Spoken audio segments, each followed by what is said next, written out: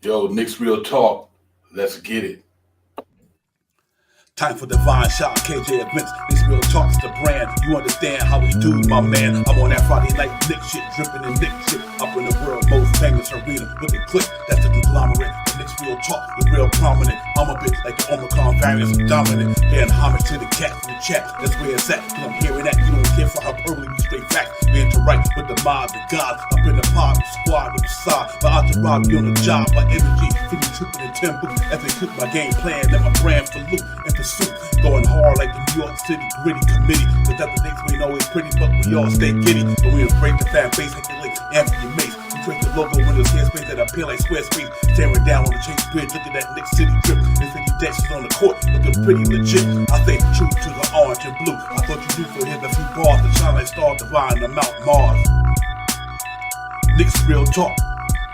Here we go, let's go. Knicks real talk right here. I'm representing Knicks real talk. right here. Let's get it. Here we go, let's go. We here in the building. Knicks real talk. Let's get it. Here we go, let's go. Yeah, for real. Yes, sir. Knicks real talk. We here. Here we go, in the let's go. building. Let's get it. Let's get it. Yeah, for real. Yes, sir. Let's get it.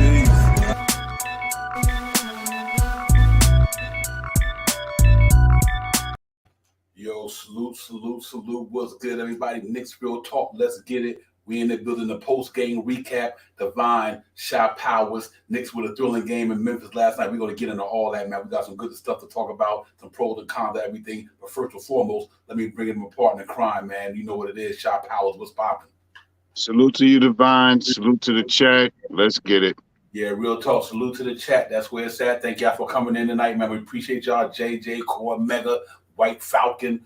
Salute to you guys, man, for getting up in here with us, man. I'm getting it popping to talk about the game last night, man, which was a good game, man. We took an L, but what a game, though. I was excited about the 115-112 loss. We battled, we competed, got up to a slow start, got in the game. Cats was in their bag last night. So we're going to talk about all that, man. It was a good game last night overall, Chef. And then my man NYK, salute. Fabian, my brother, salute. You already know what it is. Yeah, man, but Shy Power, I seen some good things. Like I said, there's some pros and cons.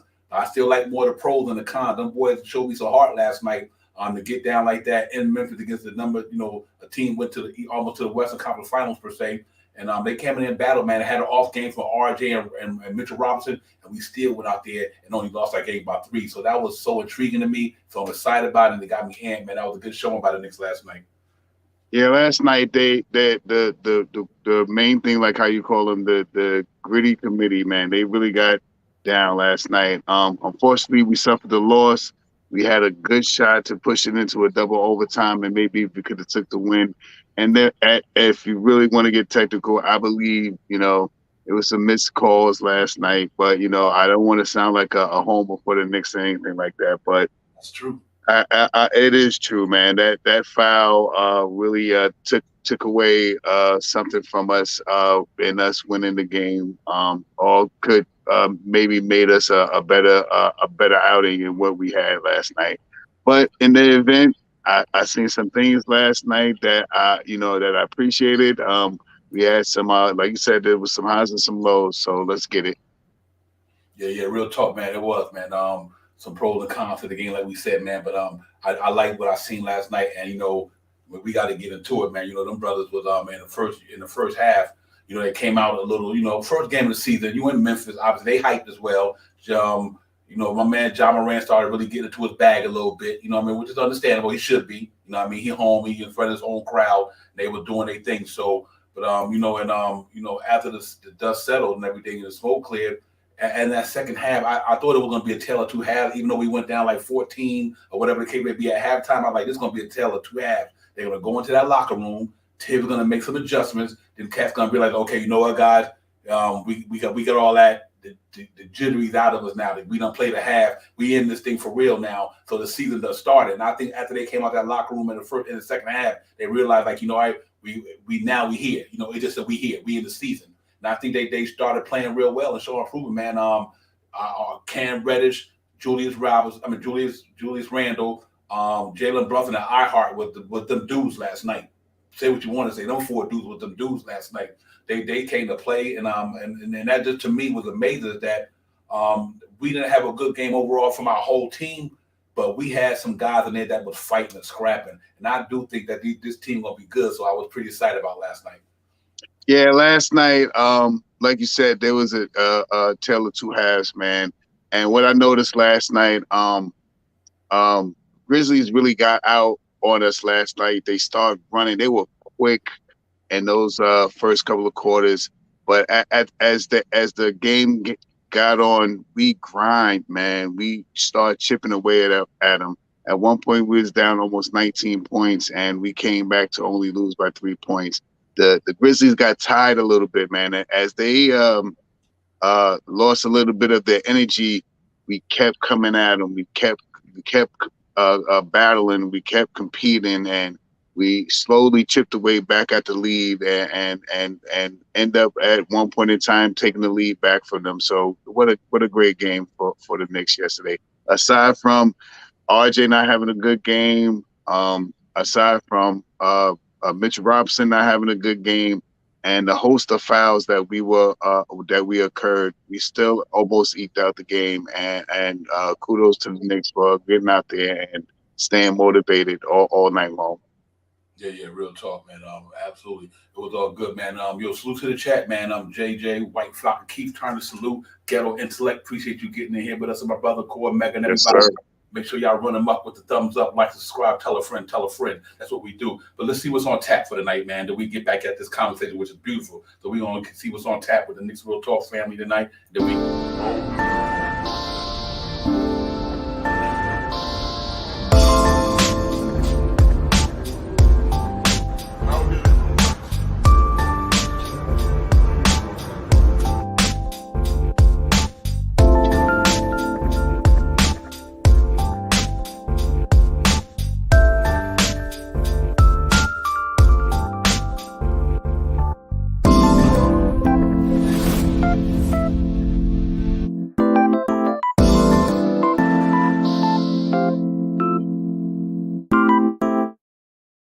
Yeah, real talk, man. We're gonna get into it, man. The player performance, everything, man. All that good stuff. We're gonna get into everything, man. Break it down, talk about the stats, the player performance, and everything, man. It was some really great things going on last night. Some things that we need to clean up on. Obviously, coming out the gate, RJ Barrett didn't have it his first game, which I would have loved to see him been a little bit RJ Barrett-ish, because playing against the number 2 pick in a draft right in front of you.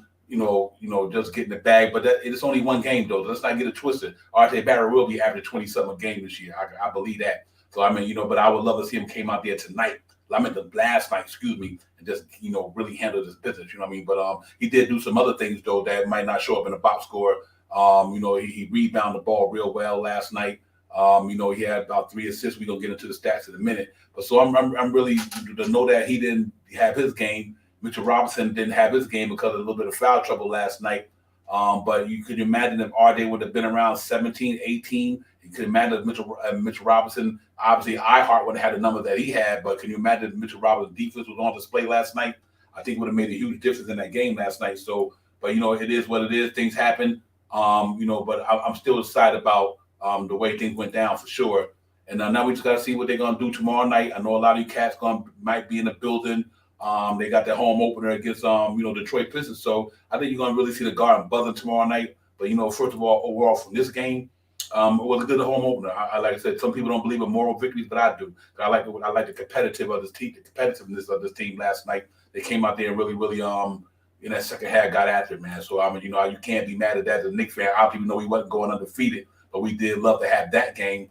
But I said 112 to 101. Actually, it was 112 Knicks, but they had 14 more points than I thought they was going to get. But overall, though, I'm still happy with what went down last night. I did hit the amount of points the Knicks were going to score last night, even if it was overtime. I did put that out there. But that 115. But the rest also had a couple of calls. I didn't like the way they did. Boy. Yeah, man, they made some kind of egregious calls against the Knicks last night, and they didn't give the Knicks certain calls that they should have got. Especially that goaltend was a major one in that game, was a turning point almost. So, but the Knicks didn't hold their heads down aside how they kept battling and grinding, and they pulled it, and they got close as they can. Yeah, man, it was a lot of inconsistent calls last night. A lot of ticky-tack fouls was given out. It wasn't consistent. Either I think the refs should have let the game play out last night, man. There were some calls that was just uncalled for, and some calls that I don't want to sound like a homer, like I said, but some calls were just some bad calls for the Knicks last night, man. And evidently, that set us back a little bit, man. Getting Brunson in foul trouble early, Mitchell Robinson in foul trouble early, Julius in foul trouble. And with all these things said, we still battled real hard last night, man. And kudos to Cam Reddish for coming out there and playing basketball the way he did last night, man. A lot of people are, talking about him, and that the naysayers out there about, oh, Cam Reddish is this, Cam Reddish is that. He came out last night and he played some basketball, man, and he really sparked us. He was the shining light on that second unit last night, because the second unit didn't have it. IQ didn't have it. Obi didn't have it. D Rose didn't have it, and Cam Reddish and iHeart in that second unit really held us down in the basketball game last night. Some unfortunate calls, man, but you keep in mind what you did last game and bring it to the next game tomorrow, and try to elevate your game. Yeah, real talk, Sharp Howell. And you know what? To me, Tibbs definitely got a decision on his hand now, because if these cats keep playing the way they playing, Cam Reddish, one thing I do want to put out there all season long, not only Knicks Real Talk panel, but the chat, and especially Sharp Howell, everybody been like, we need to start Cam Reddish. Am I right, Zach? We've been saying that the whole season, you know what I mean? And now you see why. 6'8", inside, outside. The kid is a talent, man. He really is, man. And it was good to see him really get out there. And when the number was called, he answered the bell. And that's all you really could do when you're in a situation like these guys, man. When your number called, be ready. Be ready. And I love the way Julius Randle got down last night. I really like the way he got down, man. He really played some good ball last night. So it was good to see, man, that them cats, despite the loss, they really came up there and battled. And first and foremost, salute to the chat. That's where it's at. Sharon, salute to you, my man. Good evening to you as well. Cash out, James, my brother, Frank Matos. Quiet Money, you already know. Yes, sir. Yes, sir. Salute to Quiet Money. Thank you for coming in, my brother. Real talk. And East Blue, Drew in the building, everybody, man. So it was a decided game last night. We took the L. That's fine. Like I said, we're not going undefeated, but you still gotta get a Knicks Day kudos for competing in that second half, man. And can you imagine? Like I said, we said earlier, imagine if RJ would have had a good game and Mitchell Robinson would have had a good game. I just think that this team would really beat them boys. Don't get me wrong. Memphis Grizzlies was shorthanded. They had no Jerry Jackson Jr., no Dylan Brooks, and but my man for them, whatever that Al Demo, whatever he was, I think John Morant didn't want to beat us last night. I think he was the one that beat us. That cat name is he was really doing it. Al Demo. That dude had like 18. I'm like, okay, this cat's shooting the ball all over the place. You know what I mean? So, sometimes, like I said, you so right when, like, I didn't have a problem with John Morant did last night. I had more of a problem with what he did. You know what I mean? That guy was really making a difference for them, man. But I think overall it was a good test coming out of the gate. Sharp Powers, good test for the Knicks at the first game of the season. The game was amped, on the road, competitive, hostile environment, and they still came out there and played in the battle to the end. And that's what you want to see. You just want to see the grittiness, and I think they showed that last night. Yeah, no question about that, man. We were in the game. We surprisingly came back, and we were in the game when we were in it to win it, man. And I'm sticking on this tonight, man. That play with Ja on Brunson, man, that was one of the, I don't know, maybe it was just me. It was just a bad call, man, and that changed a lot of what we were doing on the way of building ourselves back up and trying to capture the lead, man. That was a devastating play right there, and that play could have, in other terms, man, we could have, took the lead, probably been up by 3, and it could have been some things. But what I can say is with Jalen Brunson starting off so slow, you see how gritty he is, man. This guy is a closer, man. When we needed a basket, we got it to him, and he made a basket for us in the latter part of the game and stuff like that. And that's what I'm looking forward to seeing all year coming up with this guy.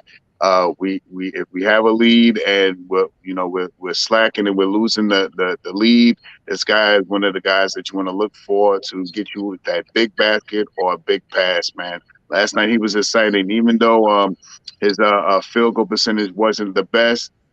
He had nine assists last night. He had rebounds last night, and he closed out the game. So kudos to what the Knicks did last night, and let's see what they can do tomorrow as well.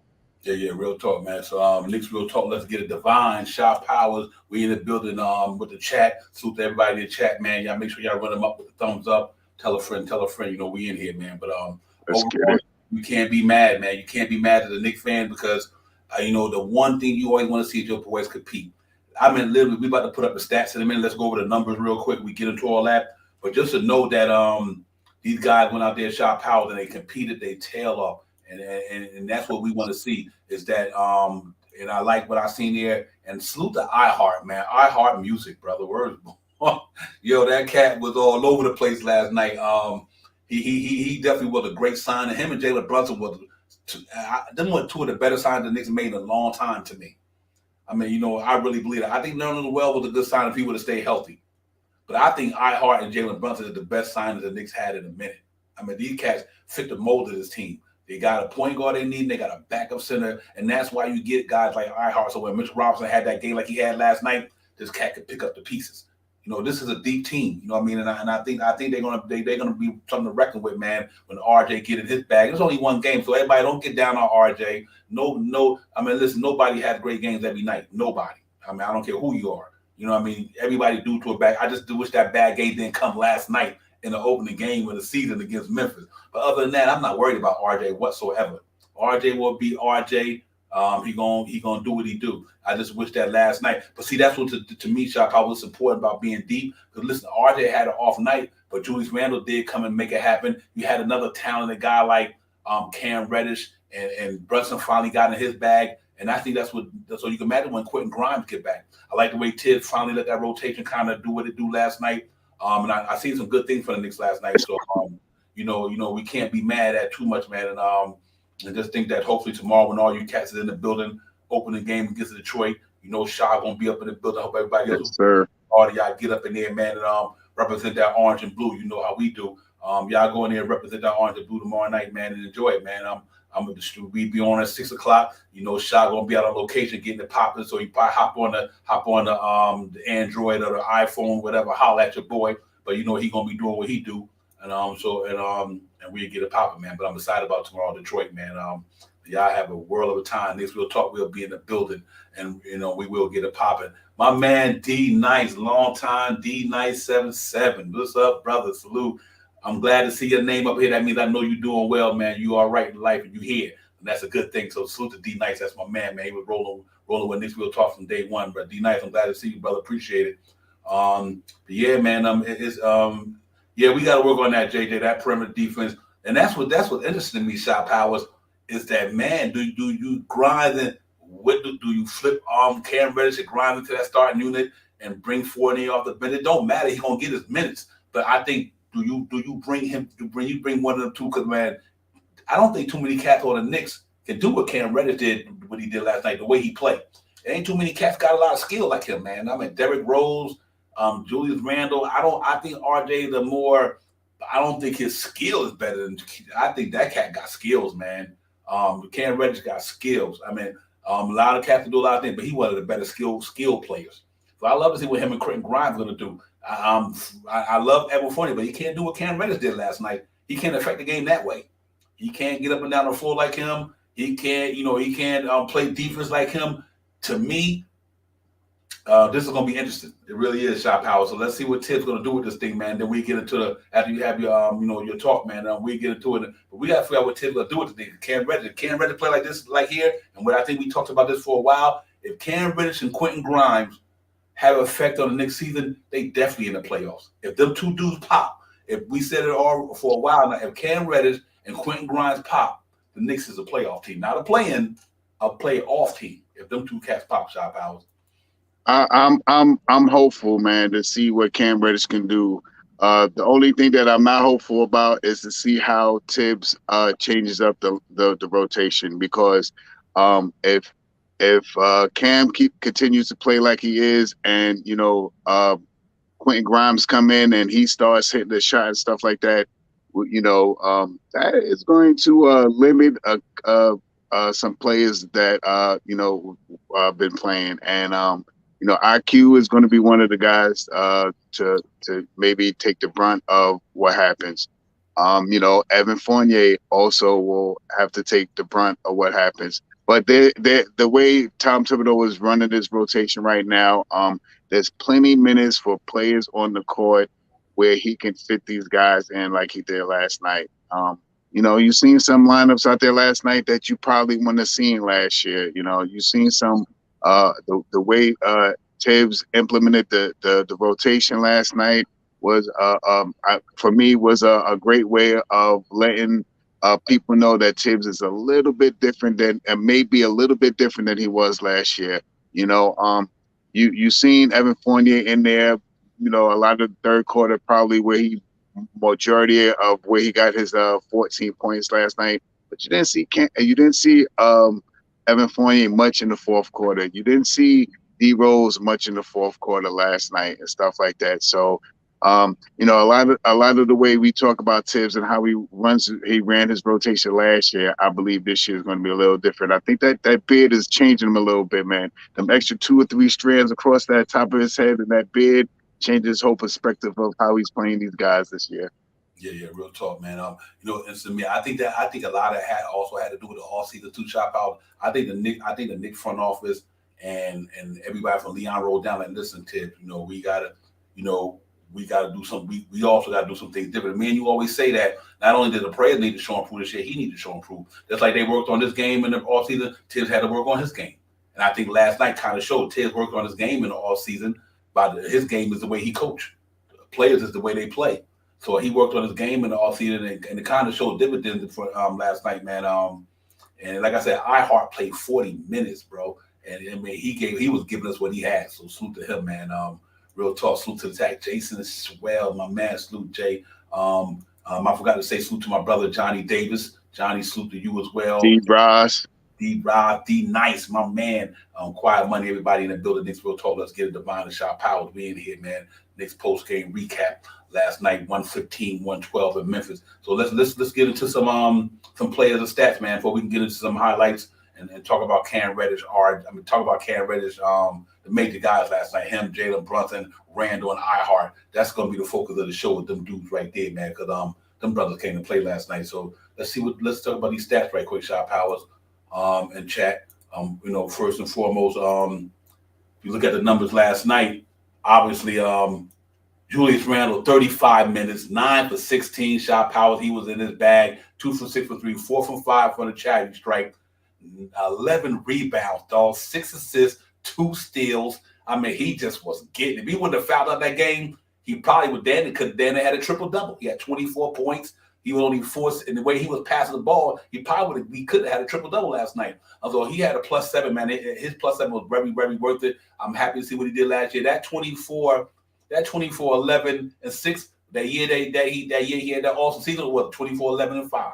So he was pretty much dead. So salute to Julius Randle, man, for coming back in good shape. The six-packs Knicks, they all was healthy and strong, looking all cut up this year. He really showed improvement. Mitchell Robinson, 13 minutes last night. 2 for 3 field goals, not bad. 1 for 4. He didn't get it. He got only shot 0 for 1 for the charity stripe.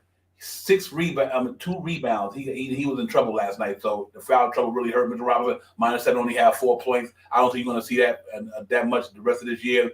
I think that was a major factor for us. But glad we had iHeart to get it popping. Jalen Brunson, 36 minutes, 7 for 18, 1 for 4 from 3. But the cat had 6 rebounds, 9 assists. He was flirting with a triple-double. He was really doing this thing last night as well, man. +3, had 15 points. Major 15 points, especially coming down the stretch. He really balled out. And obviously with that assist to Cam Reddish in the corner, took that foul, took that charge from John Morant. Jalen Brunson really see why we need a point guard like that in New York, and I'm happy that happened for him. Evan Fournier, 33 minutes, 4 from 11. He was 50% from the deep, though. He's 3 for 3 for the charity stripe, 4 rebounds, 3 assists. He was a -1 though. -1, 2 steals. But I guess his impact wasn't super strong in the first half because the Knicks didn't play good in the first half. And that's where Evan Fournier really got his points, 14 points. But that was a good game overall to me. But RJ Barrett, 38 minutes, 3 for 18. You can't have that. 0 for 6 from 3. You can't have that. He shot well from the charity stripe, though. 5 for 6. I'm happy about that. 8 rebounds. Good there. 3 assists. So he was a zero. He had 11 points, but no, it wasn't no plus minus. He just 0. So he didn't have a bad game. He had a bad shooting game. But overall his game was pretty good last night. Other than that, Obi Toppin -7. He only played 13 minutes. 7.3 rebounds, 1 assist. He only had 2 points. Reddish was that man last night. 28 points, 9 for 15, 50% from the 3-point line, 3 for 6, 1 for 1 from the charity stripe, 5 rebounds. Great job there. 3 steals, 1 block. I'm like, come on. He was interesting. He was a -1 though. He had 22 points. But I think the way he affected the game last night, he the one got us back up in that piece. Oh yeah. Yeah. Mm-hmm. Yeah. And real quick, Harkenstein, 40 minutes, shot powers, 40. 7 from 11 from the field goal percentage, 2-point area, 2 for 2 from the charity stripe, 0 for 3 for downtown. He didn't shoot it good from there. But the cat had 8 rebounds, 7 offensive rebounds. Him and Mitchell Robinson is definitely Windex, man. They cleaning up that glass for sure. He had 4 assists, man. I love that what he brings from the top of that circle with that passing, man. So to Harkenstein, man, he had 3 turnovers, 1 block, +1 though, 16 points. And I was that rolled only had 4. He didn't play too much, and quickly he just was abysmal. Overall, ladies and gentlemen, I'm not even mad at with the way they got down last night. Shop House. I think the Knicks did a good job last night, and they just didn't pull it out because I don't think the firepower got too deep enough where they could did this thing, man. But they played a good game though. Yeah, just looking at the stats overall, man, we played pretty well ball, man. The plus minuses, showed really who really played and who really didn't. And the scoring, I mean, I just the 20, what was Cam Reddish, 28 points yesterday, man. Amazing, man, and I getting out there playing 40 minutes on an opening night game, that's amazing, man, when Mitchell Robinson was down. So what can you say, man? I like Ihard, and I think he's gonna show up a little bit more than what we had last year, Noel and Cam Reddish. If he can stay consistent, if this is the big thing about what we're talking about right now, if he stay consistent, if he can average out, 15, 17, 19 points a game, and doing some of the things that he was doing yesterday, that's going to put a lot of pressure on Tom Thibodeau on how he's going to implement this guy into the game. Because to me, he played better than Evan Fournier.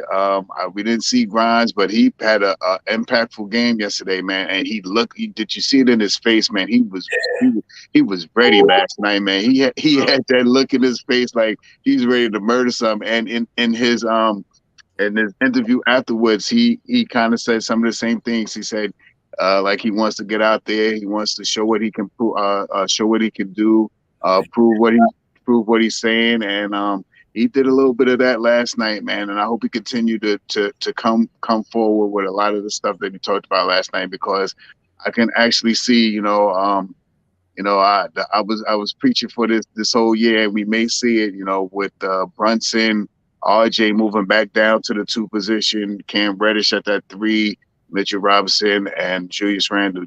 Everybody was looking for everybody last night, man. And I want to big up also to Julius Randle for playing a great game last night, playing within the confinements of the game, man, not abusing, not getting the ball and doing things that, making turnovers. I think he may have maybe 1 turnover yesterday and stuff like that. He played a great game yesterday, man. So these are the things that we really have to pay attention to and see how, tomorrow's game is going to turn out, man.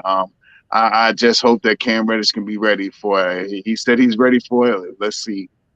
Yeah, real talk. Yo, salute to the chat. That's where it's at. My man, Child of the builder, the Canada in the builder. My man, everybody, salute to you. Salute to everybody popping in here, man. Real talk. Let's make sure y'all thumbs up. Knicks Real Talk post game recap. We in here, man. Knicks and Memphis Grizzlies recap, man. It was all good overall. Excuse me for moving too fast without through the comments. I apologize for that. Let me recap myself. But yeah, it was overall. It was a good game, good win. I mean, good loss. A good loss in a sense because I like what I see what's ahead. I see what's ahead with this team. If they come out here and play like this the rest of the season, we gonna be all right. You know what I mean? What I mean is, this ain't no playing team.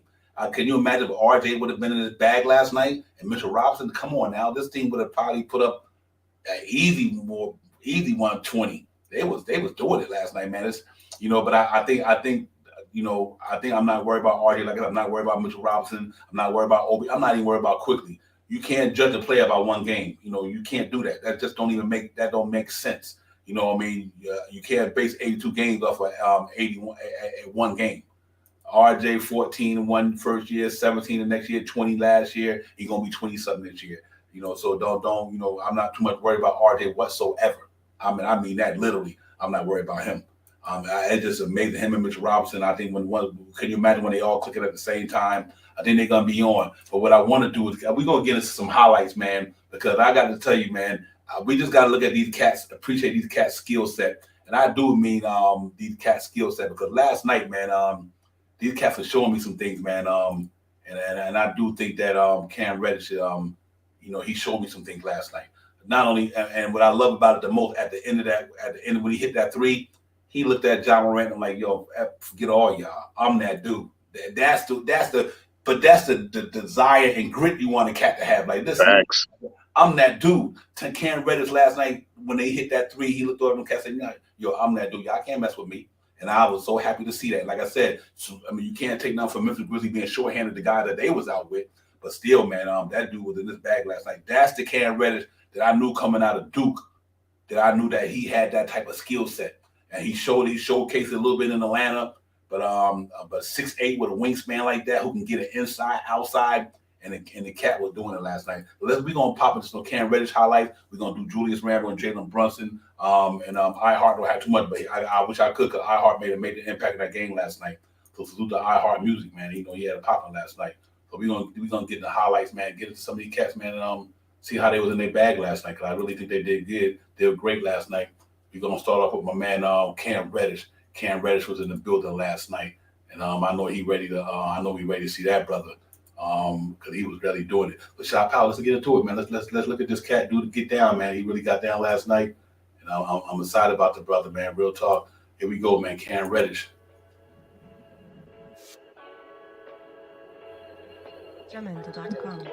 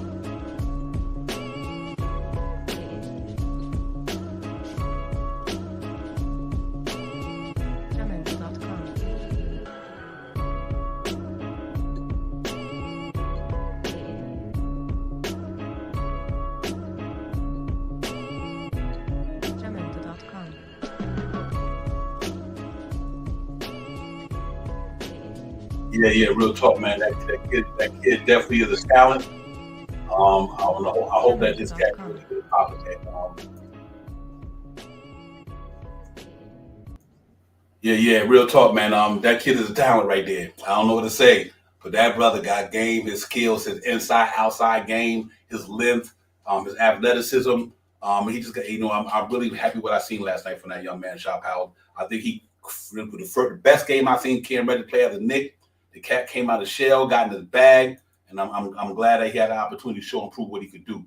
And he got what it takes to be up in this piece, and I'm hoping that it just continues, man, and the Knicks get this cat an opportunity to get down. Salute, man, child. Salute, West Coast Nick. Yeah, man. Cam Reddish was definitely in his bag last night. Cam, he's 6'8", and one thing that you notice with him when he makes the move, he can lay it with the left hand, he can lay it with the right hand. He has some long arms, man. That when he gets to the rim and he extends his arms out, man, his arms. I don't know if it was just me or not, but his arms, he drives the hole and he makes a move, and he can take it with the left. He can lay it up with the right. And one of the strongest moves that he did last night, aside from that big three-pointer that he hit, is when he came down and he just straight came down the lane and just threw it on everybody. 2 hands, man. That was ferocious, man. That really had me jumping around in my house last night. So, and I'm let's it was only one game, and but what he has to do is be consistent now. Now he Keith Turner said, and I'm 100% with you, Keith Turner. He cannot come out and score 28 points and tomorrow have 4 points. You know what I mean? He has to come out and at least have some type of double-digit numbers tomorrow. In order for him to stay on the court, he has to come out and perform like he performed last night. Maybe not that 28 points or so from last night, but if he gets out there and gets you 18 points with 6 rebounds, a couple of steals and a couple of block shots, he's gonna make it real hard for Tom Thibodeau to not put him out there and utilize him while he's out on the court. Left hand, right hand, long arms. Kudos, Cam Reddish. Yeah, real talk, man. Salute to the chat. That's where it's at. Knicks Real Talk. Let's get it. Divine Powers. We in the building. The post-game recap, man. Knicks and Memphis Grizzlies last night. Knicks won. Grizzlies 115. Knicks 112. Great overall performance to me from the heart standpoint, from the grit standpoint. They just came out and played. Everybody didn't have a good game, but some other guys stepped up. We made it a real tight game, and we just couldn't pull it out at the end. But I do believe that I'm glad to see that, Shop out, because that's what it's all about. Next man up. I Heart, next man up. RJ didn't have it. Cam Reddish, next man up. Right. And that's what it's about. And that's why we said this team, they might not got superstar, but they got a deep team. That's what deep teams do. When your starters can't even get it popping, your bench can come in and kind of pick up the slack and carry on position. You know what I mean? I think they did that last night, man. So salute to the Knicks. Tom Thibodeau, great job of kind of utilizing what you had. Because you got to remember, sometimes you might think a coach not making the right decision, but you also got to remember, he got to make adjustments when guys is not doing well. RJ didn't do well. He had to make an adjustment. Mitch Robinson foul was a foul trouble. He had to make an adjustment. Think about this here. Obi Toppin didn't play well. He had to make an adjustment. Quickly didn't play well. He had to make an adjustment. You know what I mean? And so, that sometimes, we might think it might be the coach's fault, but if the players ain't popping, I'm glad that the coach had enough mindset, him and the staff, to switch it up and say, okay, we got to do something different because these guys ain't popping. Obi quickly not popping. RJ not popping. What else we can do? Next man up. And I think last night the Knicks did a good job with the next man up mentality. A couple of calls here and there. That game could have been different. So give Tom Thibodeau his flowers last night for making that situation even a little bit more easy to manage. And also the guy stepped up when they needed to. Like iHeart was big last night for the Knicks. I can't say that enough. You lose your starting center, and this cat come in there and give you 40 minutes and put up 16 and almost 9 rebounds or whatever. So that was big for him, man. And I think he played last night worth his contract. The contract that they gave him, that 2 years, $16 million, he definitely earned that shit last night. He definitely did. So salute to iHeart and guys for stepping up when the other guy didn't have a pop shot powers.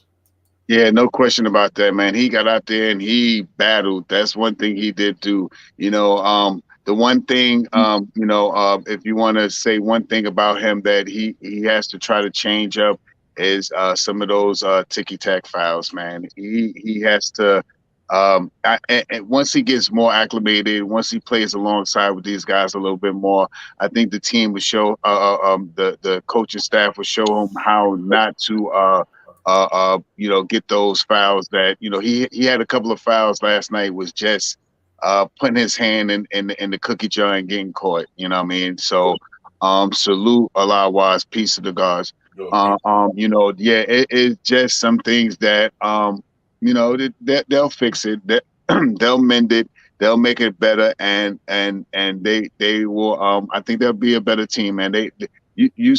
This team is deep, man, and with the way Tom Thibodeau can run this rotation, we could beat teams just by how many players that we can get out there that can score the ball. You know, we just need to play ball. That's all we need to do. And you know, big up to these guys, man. I can't wait to see them tomorrow. Yeah, real talk. Yo, salute to that. Peace of the God. Now, my brother. You know, and salute to everybody, man. Child chat. That's where it's at. Keep Turner West Coast Knicks salute. Who everybody just coming and salute to all you guys, man. Appreciate y'all getting in. Yeah, I said that was a good moral victory last night because I seen a lot of positives. Obviously, RJ didn't have it. Obviously, Mitch Robinson didn't have it because of foul trouble. Obi Toppin quickly. I'm going to be the cons of the game. Even though Derrick Rose, he didn't play a lot of minutes. I do like when him and Hartenstein got that block. Gave it to Derrick Rose. Derrick Rose went down court. You see the old Derrick Rose get into his shifty bag and got that good layup off the backboard on the right side. So I was really happy about that last night. You know, just to see these guys get it. It's the first game. It's still going to take a couple more games to get in sync. But overall, you know, I was pleased with the way they fought and the grittiness in them cats, man. They really came out there, didn't fold. They didn't fold like a piece of paper. They came out there and got into it. And you got to give them their flowers for that because, like I said, nobody going undefeated. We're gonna lose some, but the way they lost, I think I just tells me that if any given night RJ would have had his numbers, Mitchell Robinson would have had his numbers, that would have been pretty much a blowout to me. Like I said, 112, 101 I had might have been a little higher, but you know, because you missed Mitchell Robinson's defense present. Like you said, he did some good things, but defensively, he ain't Mitchell Robinson. You know what I mean? So, and I think Mitchell Robinson being there, I don't think Memphis would have scored that much. You know what I mean? RJ would have really been on his game. Maybe John Morant wouldn't have had to go the whole game like that. So them two didn't have it, but that's all right. It happens. Like I said, ain't nobody perfect.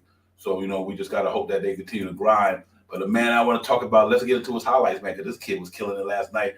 My man, Julius Randle, shot powers. Julius Randle was 2020-21 Julius Randle. Oh, my goodness, bro. He showed me some things last night, man. Inside, outside, offensively, passing the ball. Obviously, he's a great rebound already. You know how he do. But you know that cat was doing it too, man. So let's look at my man Julius Randle. Get into his highlights right quick. Chat. We get back at it, man. Don't go nowhere. Make sure y'all run them up with the thumbs up. Tell a friend. Next we'll talk in the building. It's the post game recap. Divine and Shot Powers. Let's get into Julius Randle, what he did last night, because the cat was really playing some good ball as well, man. So Julius Randle in the building. Next we'll talk. Jamendo.com.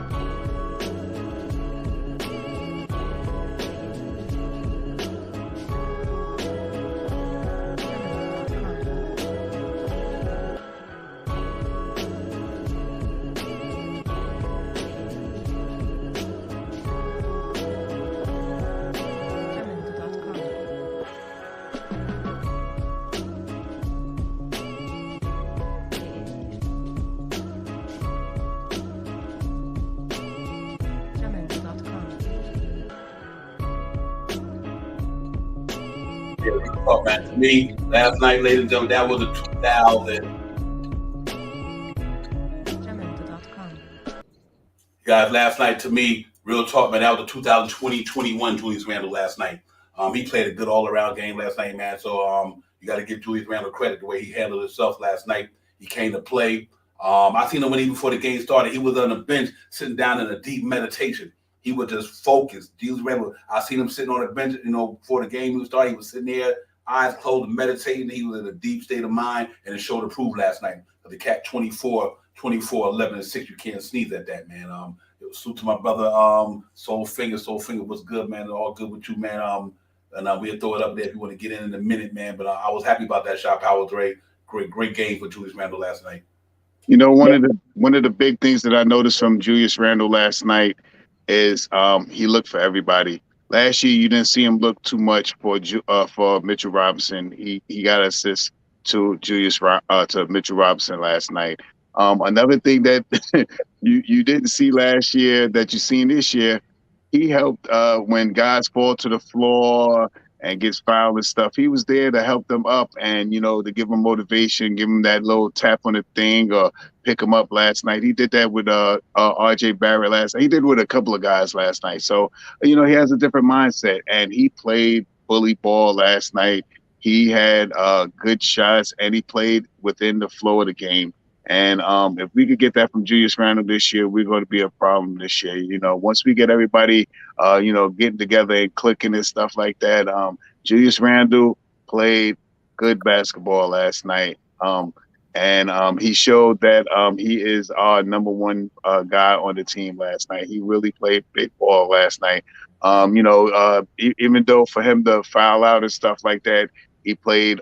He really held us down, man. He really kept us in the game last night. And no matter what, no one says. Even me at one time was ready to ship Randle out and stuff like that. But last night, the way he played last night, together, he was together with the team last night. Kudos to Julius Randle. Yeah, real talk. He plays. He reverted back to the year before Julius Randle. He had a good game overall, man. He was really in the mentally, even when things got didn't go his way, you didn't see him really get frustrated. He just kept his poise, his composure, and let his game do the talking. He came out off the gate fine from 3. He had some good assists last night, man. He's an assist guy. Julius Randle, one of the few guys in the league, other than a point guard, can get you 5 assists a game at least. He's not a selfish ball player. And now with the acquisition of Jalen Brunson here, it takes a lot of pressure on Julius Randle to have to try to be that point forward because we didn't have a point guard. Now that we got a true point guard, he don't have to fight to be that point forward and depend on his skill set to help run that offense. Now he got a true guy like Jalen Brunson who literally can run the offense with him. It takes a lot of pressure off this guy, man. Because he tried to live up to that bag he got, wanted to be that main guy in New York, but thank God you got to have a point guard. And I think it did well for him having Jalen Brunson here. So salute to Mitchell Robinson not Mitchell Robinson. Julius Randle last night played a great game. Real talk, man. Salute to the chat. That's where it's at. Salute to all you guys, man, for coming in, man. And listen, I'm bringing my brother from the West Coast with the most, man. You already know what it is. What's happening?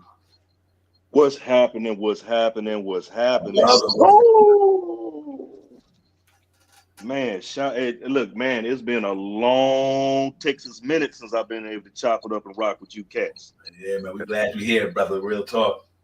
Man, Shy Powers in Yes, the sir. hizzy. Man, let me tell y'all real quick, and I don't mean I ain't trying to hog them time. Go ahead, brother. A lot of people are upset about certain things. It's only one game, but I'm gonna tell you this here. I'm proud of the team, bro. I'm proud of them. I like how they fought. They fought back. Because if you're gonna hang on to what happened last year, last season, that would have been a blowout. Facts. That would have been a blowout. And there's things that I like that I saw. And yeah, RJ didn't have a good shooting game, man. Because if RJ would have hit just 2 shots, that's a W. Mm-hmm. If Brunson would have hit one of them threes or something, or we didn't miss, the free throws. But you know what? If was a 5th, we all be full. You already know. So it didn't happen. So the thing is you got to nobody likes the L. I don't like taking the L. However, you can learn a lot from an L. That's right. And I learned a lot from this. They showed me something. Yeah, and I think RJ was pressing, but he was pressing because it's the first game. He and Jalen, they were both pressing because Jalen got the contract with his. Can he run a team solo, whatever? RJ, he got his money and he got those incentives in there and all that. So he's pressing. But the one good thing, man, the one good thing I like, the other thing I like, I'm just say this here, man. I could probably, if you want to crucify me, whatever I'm about to say, hey, it is what it is. I'm up on the cross. I got my hands out. Hit me. I'm proud of Julius Randle and Cam Reddish.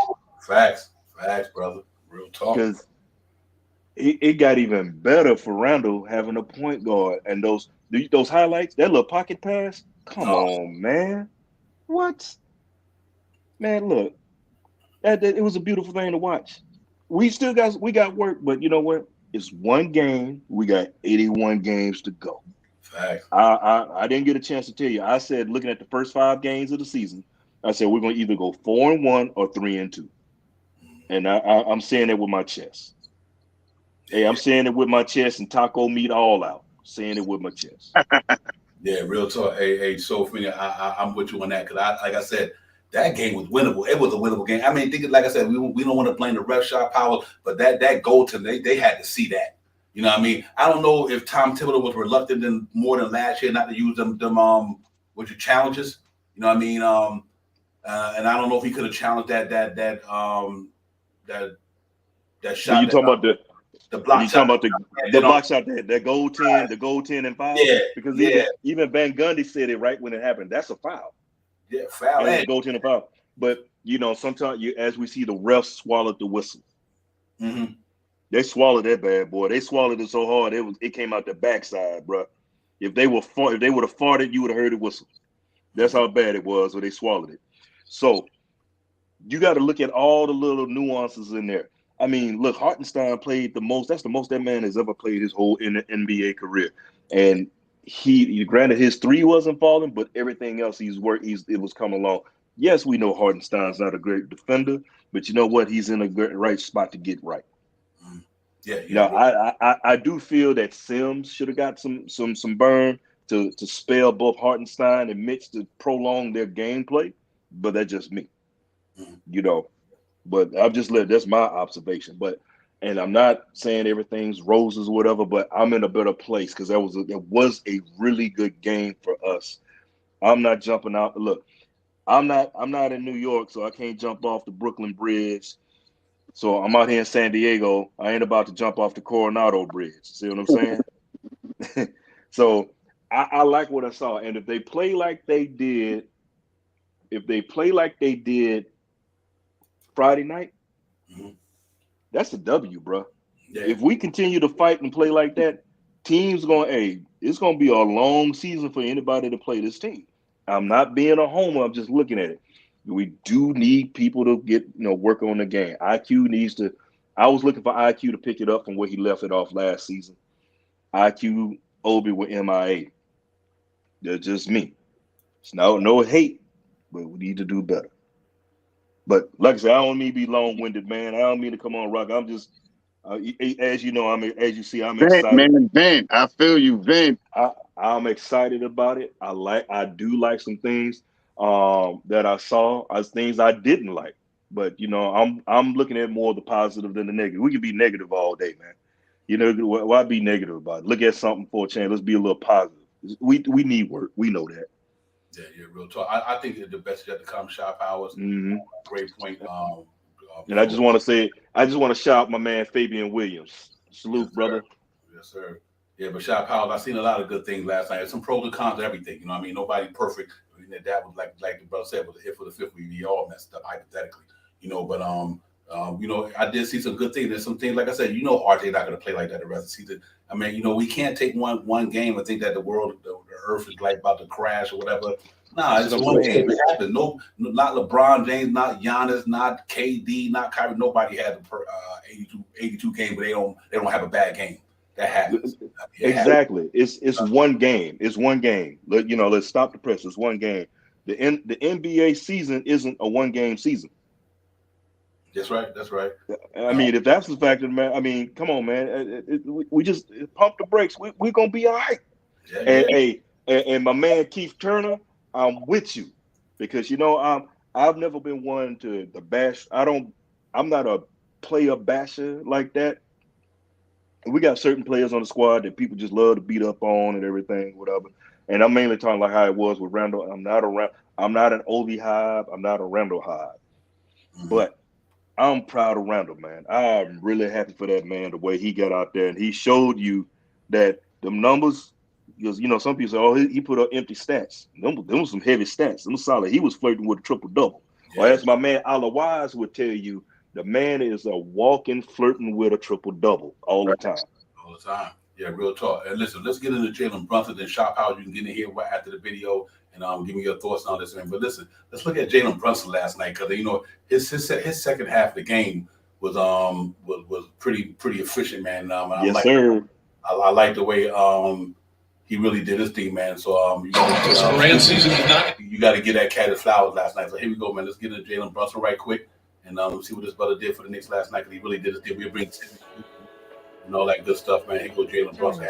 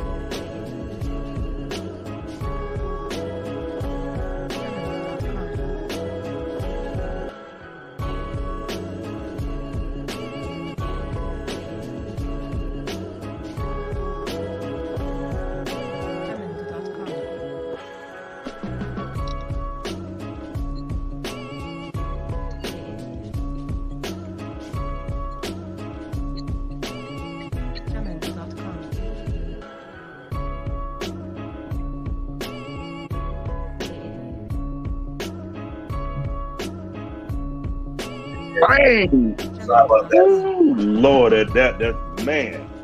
Yeah, brother. And listen, they finally got that dude we needed there. Real talk, Shop Howard. We got that guy we need in New York, and I'm excited about that. And I can't be more happy, Shop Powers. But we just seen what a point guard could do. It made Julius Randle look better. It makes Julius Randle ready to pass the ball, and then we have someone that can finish. Jalen Brunson is going to be big for us this year, man. And I say it once and I say it again. He is the key to how we move forward this year. He has eyes all over the court, man. And if you're open and he's making that move, the one thing that I like about him is he drives to the basket. And when he drives to the basket, he drives to the basket hard. And if he sees that he is double or triple team, he is quick to give that outlet pass, man. So you've seen that last game in the second half of the venture that we had yesterday. And, salute to him, man. Big up to him. And, let's see what he do tomorrow. Salute to Canal. Big ups of Canal. Yeah, real talk. Man, you got to explain this, but you know me. Holla at me. Let me know what you talk about. May 4th, and I try to respond to your chat right there. But salute to my brother Canal, salute to that, salute to the chat. That's where it's at. You already know that Knicks Real Talk. Let's get it. We in the building, Divine Shop Powers. We got my brother Soulfinger up in here, man, representing all day, every day, man. So yeah, overall, man, you got to take the optimism and you got to take the moral victory. The Knicks came out last night and played some ball, man. And like I said, that tale of two halves. The first half they had to get in sync. I think they might was caught up in the moment. But first and foremost, before I go any further, let me bring in the brother Tim, and then I finish my comment. Get it popping. Tim, what's popping, bro? Yo, can you hear me? Can y'all hear me? We hear you, bro. Hey, we can hear you, my man. We can hear you, King. Salute to you, great king that's on the panel right now. My man Devon Shaw Powers, my brother Soul Fingers. You know what I mean? It's good to be amongst you kings' presence once again. Shout out to the chat. If you guys haven't subscribed to this great show, please, it costs you nothing. Please hit the thumbs up, hit the notification bell, let you know when these great kings is coming on talking about the team that we love and passionate about. You know, yes, sir. Yes, sir. There's no team like the Knicks. No team and there's no city like New York City. Believe that. That's a fact. We got the best fan base in the world. Know Fact. that. That's real talk. Real talk. Yo, Fact. brothers, I'm excited for that game yesterday. I was excited what I saw. You know, Yes, I saw sir. I saw that 90s type. They fought. They wasn't They backing down. They gave that game away. scratch. Yeah, They they gave that scratched, game cut, and away. fought. We had that game. They gave that game away. The referees kind of helped them too. That's the To keep stimulus it 100. package. That's the stimulus package they gave him, Tim. Right. They got helped out a lot yesterday because Julius was in his bag. He was balling. He was not playing. He was playing big, playing tough. That's what we needed.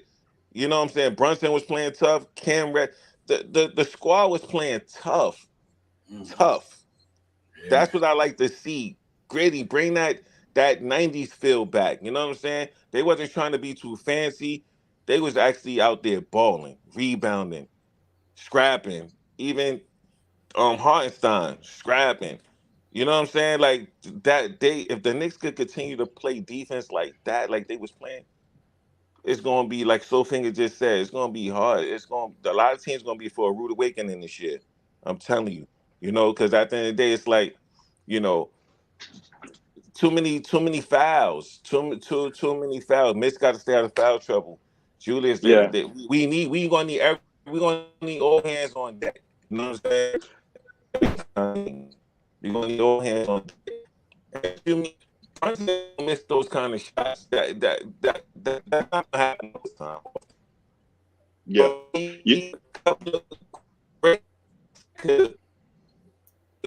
You're breaking up a little bit, Tim. Y'all can hear me? Yeah, you We bring hear you now. now, but a few minutes ago you were kind of going in and out. We couldn't hear you. All right. So what I was saying is, the looks Brunson could have took us over the top and win that game. He's not gonna miss those kind of shots again. I'm telling you right now. And he's gonna play. He's gonna play more. He needed to get that first game out or under his belt. Do y'all agree? Mm-hmm. Do Oh, I'm y'all with you. agree he needed to get the cranks out? You know what I'm saying? Because now he know what it is to really run with this team that we got. You know what he can do, what he's capable of doing. He could get a shot up. I'm excited. I wasn't mad. I knew it was going to be a close game. I knew it wasn't going to be no blowout because of the type of team that we got, that scrappy and gritty, and that's what I want to see out of this team this year. You know what I mean? Play team defense and lock in. You know, don't New get York those. New York City Gritty Committee. But real quick, let me answer the question. Hey, May 4th, only thing I can tell you is this here: foul trouble and Steven Adams is Steven Adams. He do that against everybody. Steven Adams is one of the best rebounders. First of all, he was the top offensive rebounder in the league last year. Yeah.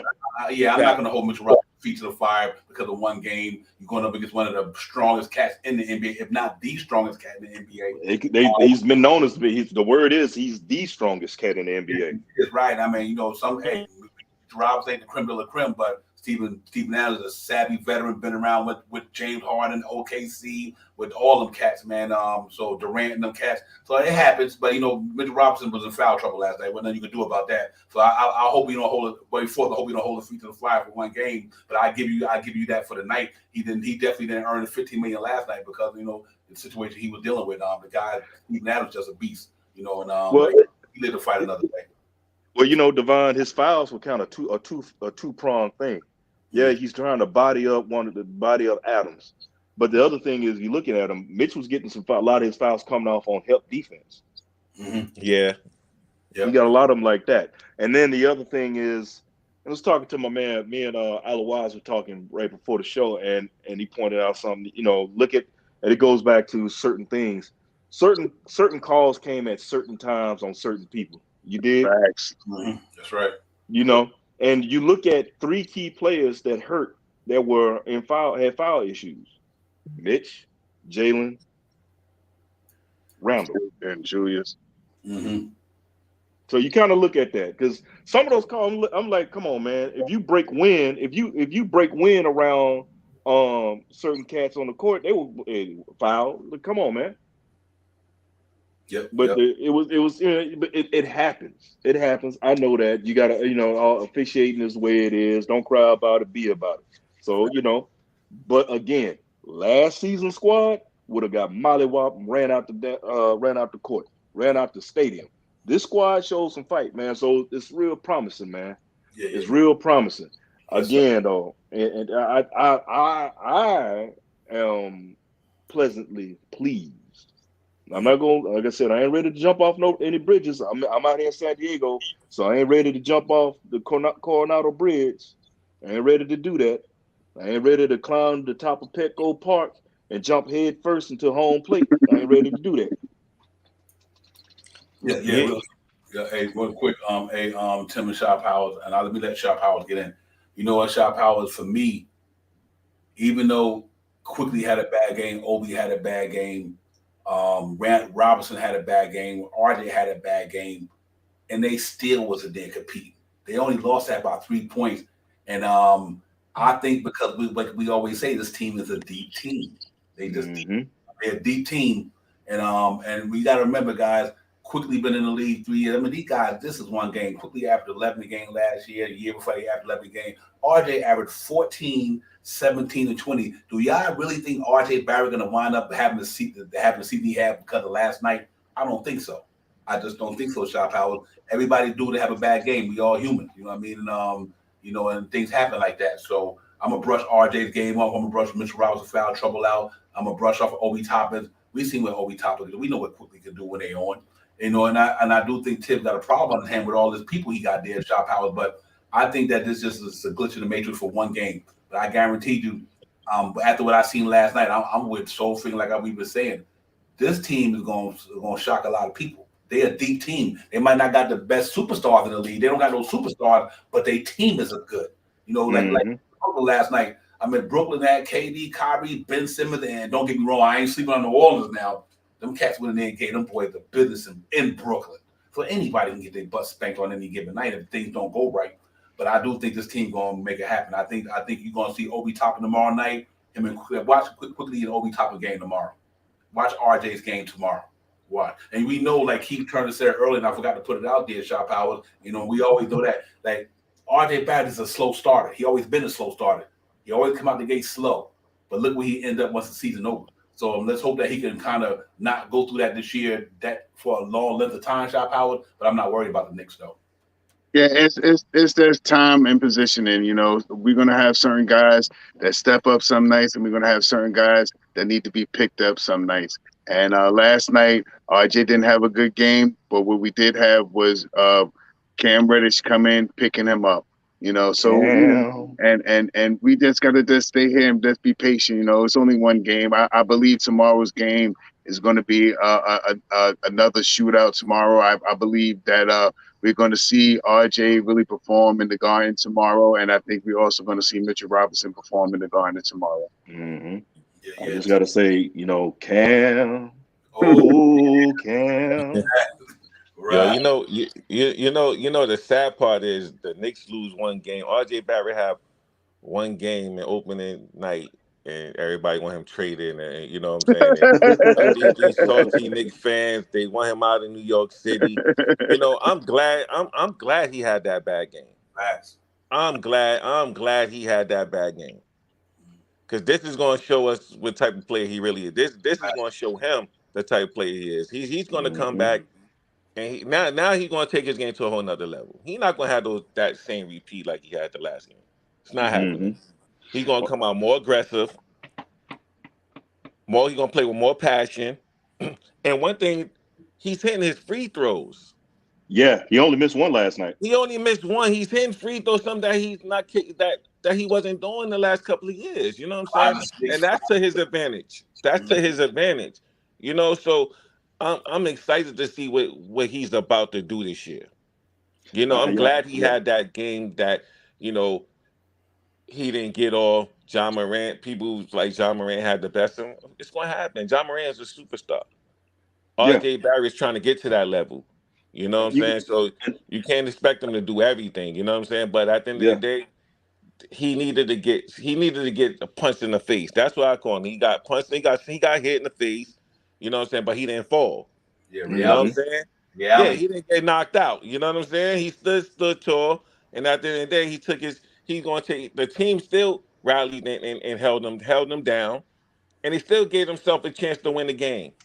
Because we was getting killed. We was getting spanked. Yeah. You We know, came. you said a lot right there, though, Tim. I didn't mean to cut you off. You said a lot. I just want to just touch on that because last season, if you look throughout since RJ's been in the league, he's had games where you like, man, what's going on? Then he come out and explode and have a monster game. So we have to see. Be patient. It's one game. I'm gonna throw that in the trash can with him, with RJ. But and I'm not, and like I said, I'm not going to go crazy over Cam. I'm just happy to see the man go out there and ball.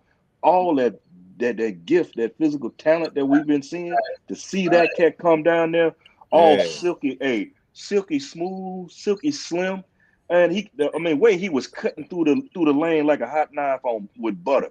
But then when he took it and he rose up and mashed it on him. But I'm gonna tell you with two hands. But what did it was he hit that shot and send the game into overtime, right? And he let them know. He gave them a whole bunch of colorful adjectives, the Grizzly bench, because they were talking all that, but he gave them colorful adjectives. Oh my goodness, I'm that. That had me. Hey, look, that had me hype. I was up in the house ready to rip my T-shirt off like I'm Hulk Hogan, dog. Real talk, yeah, man. Hey, Sophie, real quick, was interesting to me. Think about this here, Shot Powell and Tim. That play, we got to give Tibbs credit for designing that play up too. Yes, he and gave to RJ. RJ set the pick, gave it back to Brunson. Brunson goes to the lane, and he was waiting for that. Last year, that wouldn't have happened with Alex Burks and them cats. That's why the team is different. That's why the team is different this year. That play last year wouldn't have happened last year. It wouldn't have happened. You know what I mean? And that's why I think that cat got a point guard. We got that point guard in New York, bro. Real talk. Yeah, and I got to bring this up. Shy Powers, I can't let you just sit over there and be modest about it, because you said a whole mouthful earlier when you were talking about Jalen Brunson. You said he's the key. Well, I call him the key master. That's what he is. He's unlocking cats. He's going to unlock cats. I'm not saying he's a savior, but he's a key master, unlock players. The team moves better. You see how they attack. And granted, Jalen started the first half of the game. He wasn't doing good because he was the foul trouble. He had sat down, but he locked it in the second half. See what I'm saying? So that's what we need.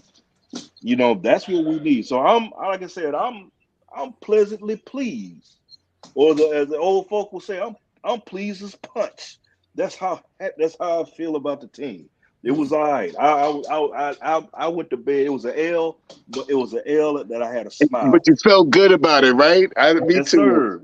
Yes, sir. You felt good about it. You seen them get gritty and fight.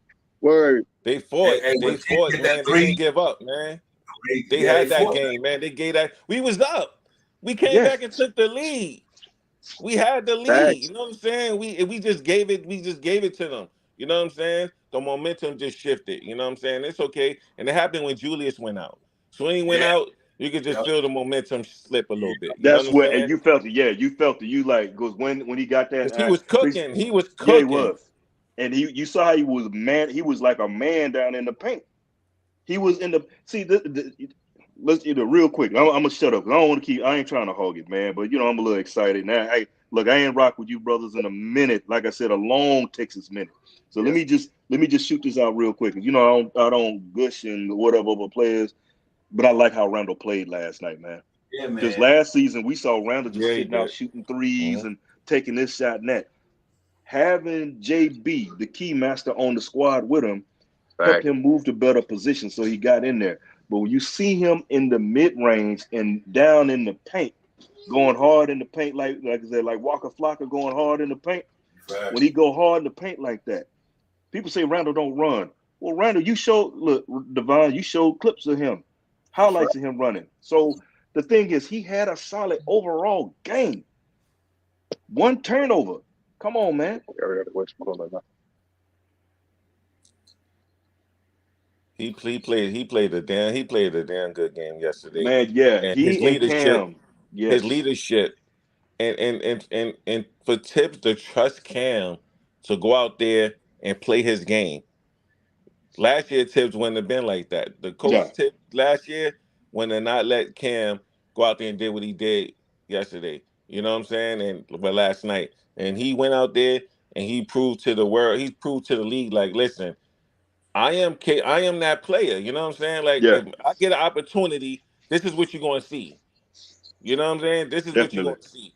You know, and at the end of the day, I'm just going to say this. I said this last night on the show. If we stop the players that's on the bench and let the stars get off, we gonna win some You games. win. That's the We let key. these players that we don't even know, never heard of, hitting threes and scoring. You know what I'm saying? I'm like, what are y'all doing? See, that's the thing. You can't let the others go off when the Right. superstar gonna get his. You can't let the others get you. Right. We got to stop the other players on the team, and that's going to give us we going to win. There's players that I never even heard of. Dude dropped 19 points. The Yeah, other dude hitting threes, number 46. I'm like, what are y'all doing? How y'all leaving these dudes open like this? But you know what? These dudes are NBA players. You know what I'm saying? And at the end of the day, if you don't lock in on defense and stop them, and you leaving them wide open, 9 out of 10, they capable of hitting those shots. They ain't in the NBA for nothing. You know what I'm saying? So you got to lock in on them and just let John Moran cook and do what he do. He's still going to need a team to help him. You know what I mean? So we still fought back, and that's why I loved the game last night, and I wasn't even mad at all. We fought, and we took the lead back. You know what I'm saying? We fought all the way back. Yeah, that's and what we gave them that game. We gave it to them. So yeah, that's what it's about because we're not going undefeated. You know what I mean? So Yeah.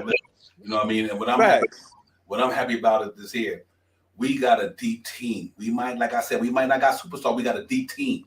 Some guys got a couple of superstars in the starting lineup, but the rest of their team is trash. Right. Oh yeah. Hello, Brooklyn.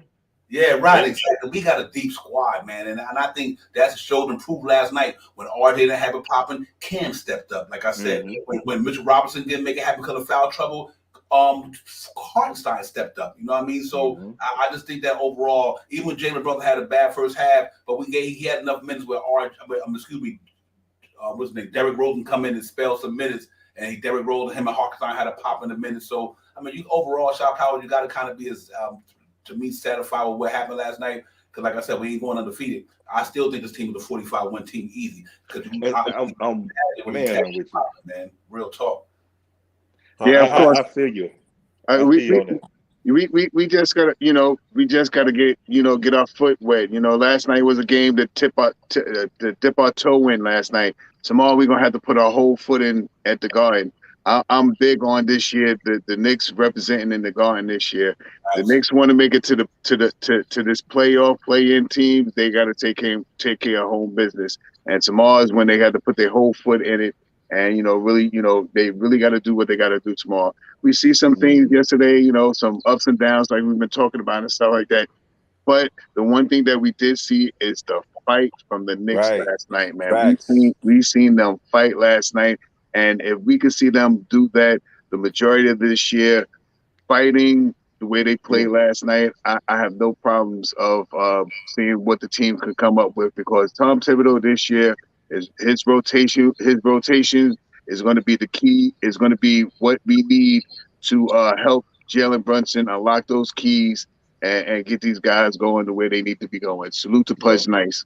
Yeah, salute to P Nice real quick. I'll let Sophie get in, but salute to the chat. That's where it's at, my man. Peace to the God. Allah to ask you a question about Obi Toppin. I think what I did like yesterday, even though he played bad, when he was in the middle and Jalen Brunson broke down in the middle and gave him that pass, he got that dunk. I think guys like Obi Toppin, I think they'd be all right. It's, like I said, I can't really get on them about one game, but the cat play with a lot of energy. Just hoping that his game translate, with a 3-point ball a little better. I would love to see him score in the half court even more. But I think he got something to prove, man. I think he'd be all right. But I agree with you. Other than he's just good at the leak outs. But I'm hoping that he add more to his game, God. So let's see how it goes. And hopefully he show you some more tricks in his bag, like he was doing in the preseason at the end of the season last year. He just was off last night. Like I said, other than the four guys I was talking about, Hartenstein, Jalen Brunson, Randle, and Cam Reddish. Damn. Yeah, Cam. Everybody else really didn't do too much. It wasn't just one or two. That was the whole team actually. So, and it happened. Yeah, I remember who we playing. God, we played a team that battled the Warriors almost 6 or 7 games in the West last year to get to the close to the finals. They not no scrubs. They on the home court, hostile environment. You know what I mean? Hey, Devon, I'm gonna hit you with a Ron Cleveland, man. I can't let you gloss over that. Say it again. Can't let you gloss over that. Yeah, real talk, man. And that's what it is to me, man. Is that they played some. John Moran is talented. You might not like his ignorance, not ignorance. What I mean, I don't even call it ignorance. I just apologize for that because that's not what I meant to say. His arrogance. His arrogance is anxious, but yeah.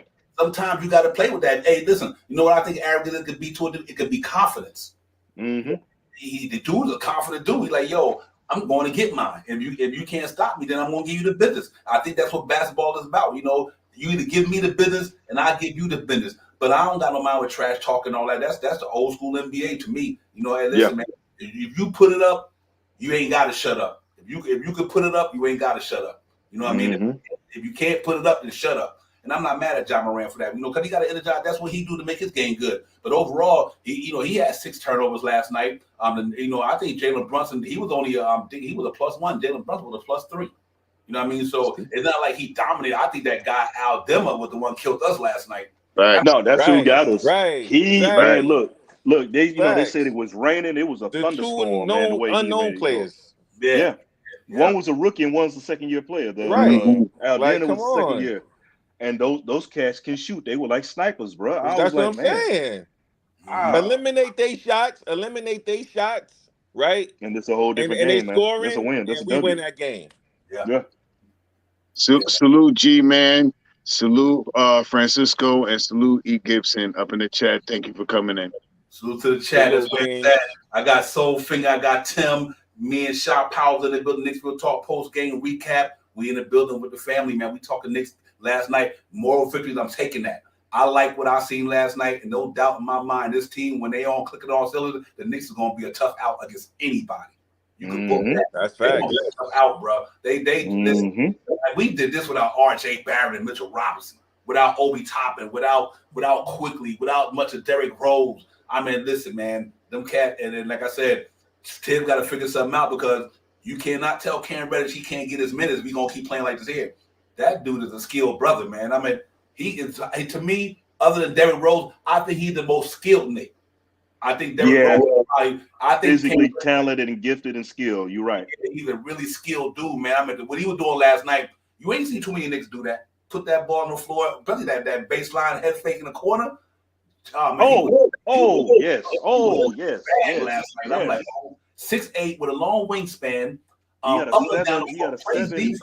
Listen, he's got over a 7-foot wingspan. What? To me, you take Evan Fournier, put him on the bench, and you let Cam Reddish play that 3 and him and RJ. That's a night because it helps. That's a perfect combo. Yeah, you know what? For me, it helps with the size. You know what I mean? Because, you know, Brunson's small, and Randle's not a tall power forward. You know what I mean? RJ's not a tall, small forward, but putting Cam Reddish in there, to me, makes that team bigger. You know what I mean? It does. Athletic, and I think, man, listen, you ain't gonna be able to hold that cat down the next game, man. I hope he go in the guard and tear it up because that's what he needed. He just needed it. You know, he came here, soon he got here last year, guys, he had an injury. Set him back. He came here with an injury. Then when he fell down in the shoulder, he never really got in to learn the Knicks system last year because it was just so in a trade deadline type thing, you know. It was trade deadline, but now he's coming into camp from the beginning. I think that I said, Soul Finger, I told Shop Powell, listen, if Cam Reddish and Quentin Grimes pop, the Knicks are a playoff team. Not no playing shit. I don't even believe that now. They a playoff team. Them 2 boys pop. I believe that. See, I'm gonna tell you. You know the key word. The key word for right now, consistency. Facts.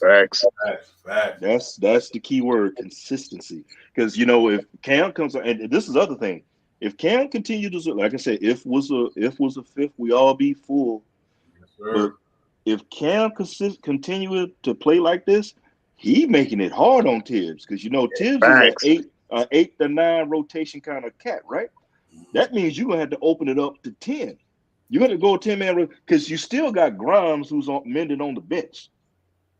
So Grimes comes in. Look, man. Don't like the system says, don't disturb this groove. You know, I know I'm dating myself on that old track, but don't disturb this groove if this man is flowing this way, bro. Cam needs time, and he needed a season, and just one game. If he can continue to give us I'm not even talking about the points, the effort, the energy. Because he's not going to score with 22 a night, but if he's giving us 12 to 16 a night, we good. And that's all. This is man coming off the bench, and he finished the game. So it's a good problem to have. It really is a good problem to have. Yeah, it's one game, but consistency is the word. It's going to be the word of the season for us. Consistency. Yes, sir. Yes, sir. Can I ask you brothers a question? Devon, Yes, Shot Powers, and Soulfingers. Do y'all think Hartenstein played too many minutes last night? Do you think Sims should have had the opportunity to come in there and Yes. bang against Adams? Because Yes. Sims is strong, you know what I'm saying? And I believe he would have got physical with Adams. You know, he would have made it hard for him to be grabbing offensive rebounds, and you know that's what me watching the game last night. I was like, Hartenstein he looked a little gas out there, you know? Yeah. Why not I put said that Sims before in you the got game on, and Tim. let him see what he could do? At least try to give us at least 5 minutes, something, see what he could do. You know? I know. I had just said that before you got on, Tim, because I feel that Sims should have got some action to spell both Mitch and Iheart, and you can bring him down the line because Sims could go and bang that body, and that's a young Thundercat. Let him go down there and bang bodies with him and everything, and he can run the floor. He can bring a little something, more physicality. That's where you can use Iheart, because you know when Iheart start missing shots, those easy little putbacks and stuff like that. That's fatigue. Legs are going, man. Legs are gone. Adams, that's not a man. That's a main, as they say back at the crib. That's a main. That's a whole lot of main to be dealing with right there, bro. That's a lumberjack type joke. Man, Yeah. I'm gonna say this. I think as a fan, I would have loved to see Sims come in there and get some minutes Right. to ease up Ihoff for getting all those 40 minutes. But I believe as if I was Tibbs, I think Tibbs left Iheart and let him play the way he did because he was already in the rhythm of the game. So I think that's more the reason why we didn't see as much, didn't see any Sims last night, which I think he should have came in. He could have blew 5-7 minutes to give Iheart a little bit of break. Right. That's but what I I think, was saying. but I think Tom seen that Iheart was out there and he was in rhythm and he was playing well with the team that he was on the court with. So I believe that's the reason why we didn't see much of Sims yesterday. Yeah. Real talk, man. I thought, you know what? I don't think Tibbs even made a bad decision last night. I really don't got too many, other than RJ and them not shooting bad, and the guys who didn't step up, like Obi Toppin quickly. you know, IQ going nut. Yeah. Other than that, I don't even got nothing bad about that game, except for the refs might have got calls here and there. We stuck. Like I said, it's the first game of the season. Everybody hyped. You in a hostile environment. You know, you ain't in the garden on the first game. Now, watch, tomorrow gonna be different. But you went up in Memphis. What's that old song? Walking in Memphis. Well, Walking in Memphis. Yep. Walked up in that piece last night. I am proud of this team for this reason. That grittiness, they fought, they kept fighting, and I just think Cam Reddish. I've been saying it for a long time. This cat is one of the most gifted cats I've ever seen. Almost what he could do with a basketball when he in the game. I mean, he got it from all angles, upside, downside, inside and outside, hitting you from every angle. A lot of Method Man, you know what I mean? This cat was just doing it from everywhere, and he showed me heart last night. Sometimes the Cam played too late. He didn't play finesse last night, Shop Howard and Shop. He played with more roughness than finesse. But I mean, like I said, he got skills, man. I mean, coming out of Duke, man, he didn't get drafted number 10 for no reason. You know, he got drafted for a reason because the kid is talented. Best shooter on that team with him is Zion and RJ. I think if this cat just can continue to step by step, you know, you can't. Tibbs got to play him right now until he have a bad game. You know what I mean? So you can't say all night Tibbs don't play. You cannot tell Cam Reddish he didn't earn to play minutes tomorrow night. I don't care who come back. He earned to play minutes tomorrow. Now, what happens tomorrow? If he stick up the joint tomorrow, then he don't deserve to play minutes the next game. But as of right now, Cam Reddish deserves to play in the Garden tomorrow and get substantial minutes because he the one to help put that team to where they were last. Without Cam Reddish, we'd have got blowed out last night. Yeah, you're right. He came off the bench. And as you say, he was slapping heads and taking names, and I appreciate that, man. I really do. And then shout out to E. Gibson. You see what he put in that last part of the chat, because those 70 points in the paint, there's 70 points in the paint. When the last time you seen a Knicks team in this era get 70 in the paint? I think I want to say it was. I don't even think the our Melo team put 70 in the paint like that. That's telling you they played big last night. They played Mm-hmm. Yeah. big. That's Yeah, what Another, they played. another thing they did real well last night was get assists. These guys were big Oh on my assists God. last Yeah, night. yeah, And I I mean, agree. they Yeah. look Say it again, Shy. I they can't let you looking for gloss each over other, that. man. They starting to look for each other. They're starting to, try to decipher who's going to be where, what spot they're going to be at. They look for each other. They playing together, man. And I haven't seen the Knicks team, that I think they had like 27 assists last night, 20 something Oh man, assists yeah. last night. Oh yeah. Yeah, We so had that 20. We had 27 assists 27. and yeah, 13, a total of 13 turnovers for the game. Yeah, that's big right there, man. The low turnover ratio with high assists. We should have won that game last night, man. It was we should have had we had a chance to win in the game, man. But Mm-hmm. those assists, those things the little things that you just really don't pay attention to, like because you didn't hear much about their assists and all that stuff. But I paid attention to it, man. These guys were looking for each other yesterday. 27 assists last couple of games in the preseason. They were high on assists. They play. They're starting to gel, man. You give this team the first 10 games of this year, man. We might have a surprise on our hands, man. yeah, I'm sticking with my what I said though. I'm saying we're gonna either start it off 4-1 or or worse 3-2.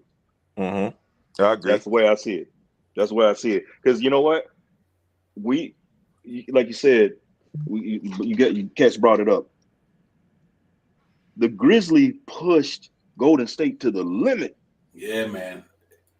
We pushed them to the limit, took them to overtime in their house.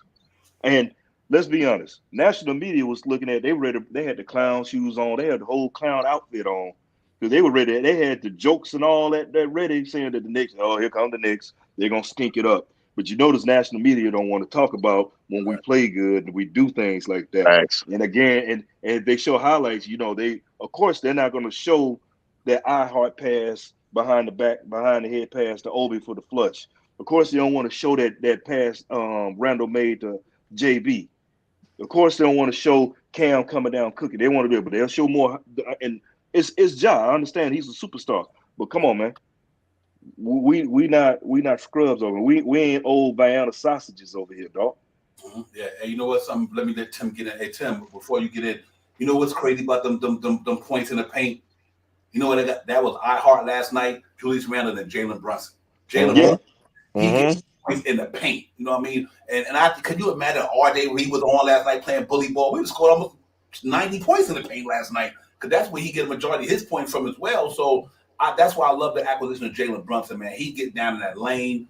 He got that savviness. He just got a gift of he make these cats. He can shoot from every angle down there, and so I think that them 70 points in the paint quality jumper was huge. I think Jalen Brunson, iHeart had like 4 jump hooks in the middle. He was sitting net with that jump hook. So overall they played a good game. Cam Reddish was getting his buckets in the paint. They got to keep attacking like that, and keep going downhill because Randall go downhill. If RJ go downhill, Brunson go downhill. And you already got Mitchell Robinson down there already down in there. So with his high field goal percentage in the paint, I think that's just another element to the game, Tim. I think they're gonna be pretty decent there.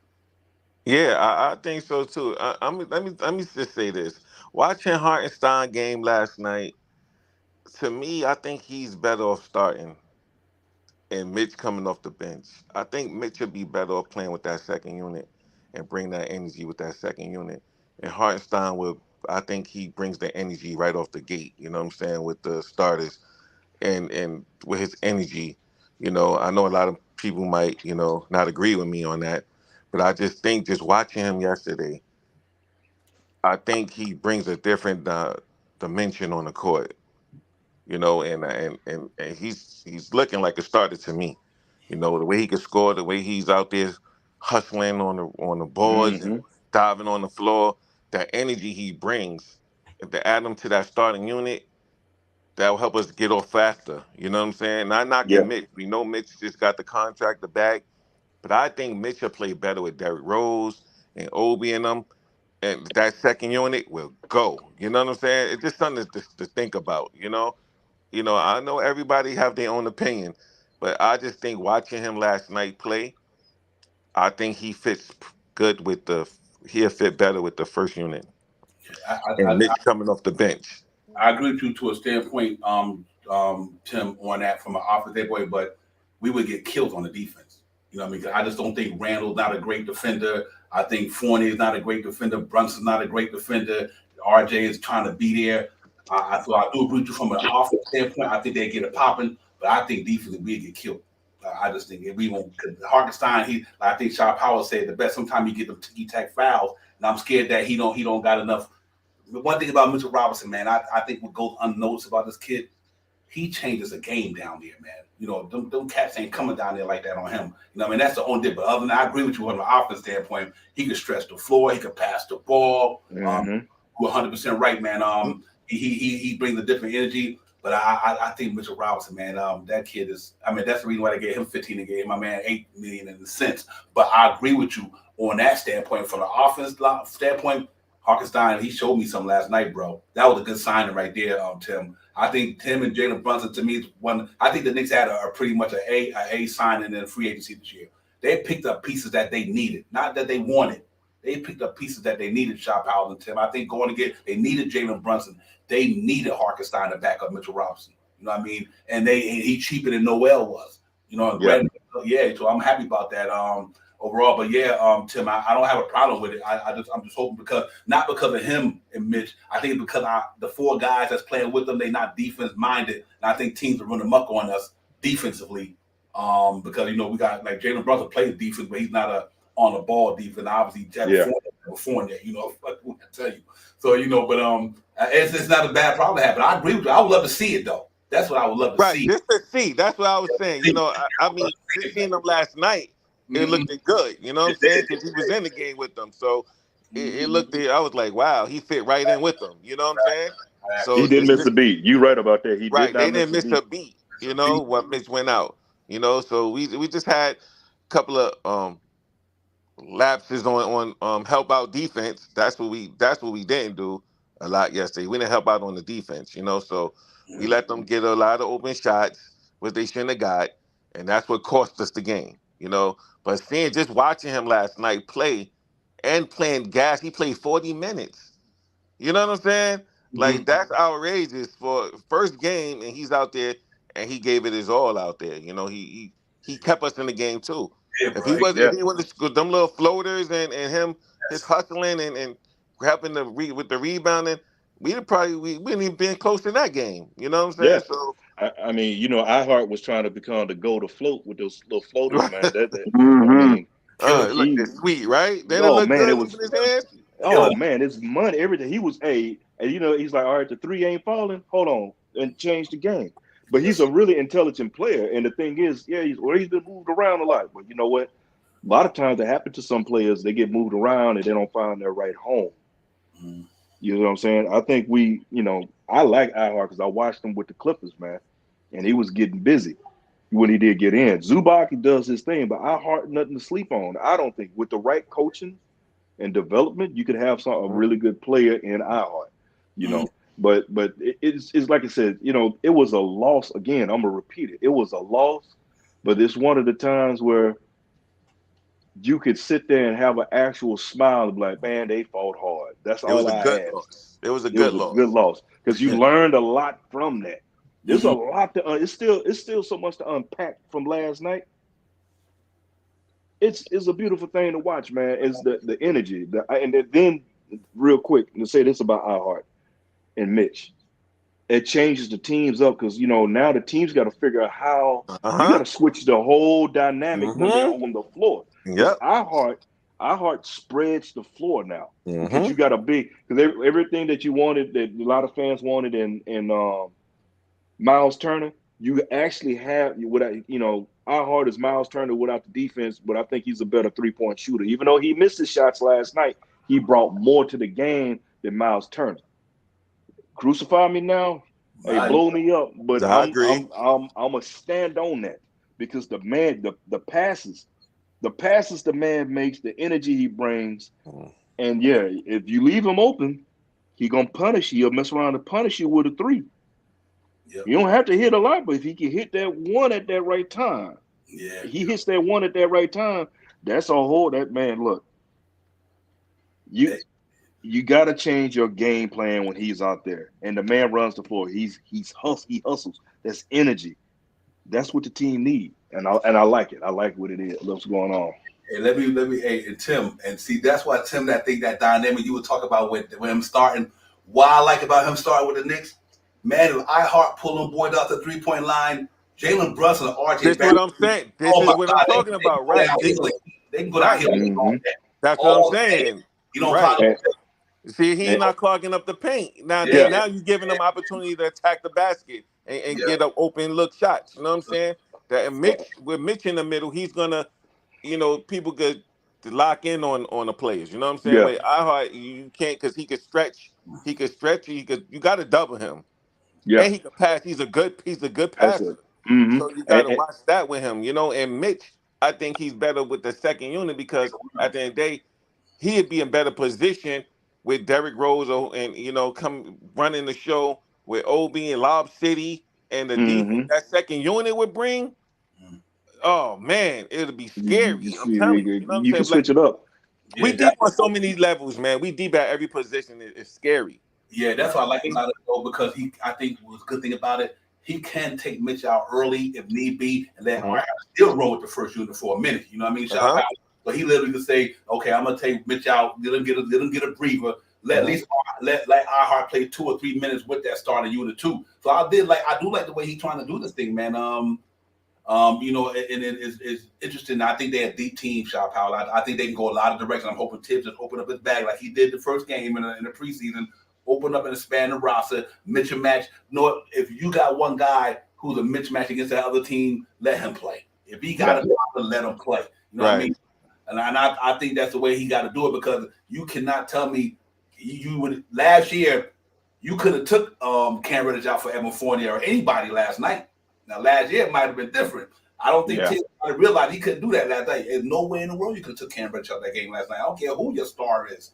And I think that's what he got to do. Whoever's going good in that game at that time, let them play. Even if RJ had a bad game or Randle, one thing about them, they can kind of, even though they have bad games, they still talent. They can hit a shot, or they can get a rebound, or they can read a play. See, RJ didn't have a good fishing game last night shooting, but he had some good assists last night though. You know what I mean? He still was he wasn't even in the minus. He was just a 0. So we had guys he was like Cam Reddish was a -1, though I think he played a better game than that. Evan Fournier was a -1. RJ just was a 0 because he might have shot 3 for 18, but his other numbers was pretty good last night. You know what I mean? The rebound and assists and stuff like that. So I think the team is pretty versatile, Shot Powell. We just gotta hope that Tim can put it all together for 81 games, man, to get us to where we need to go.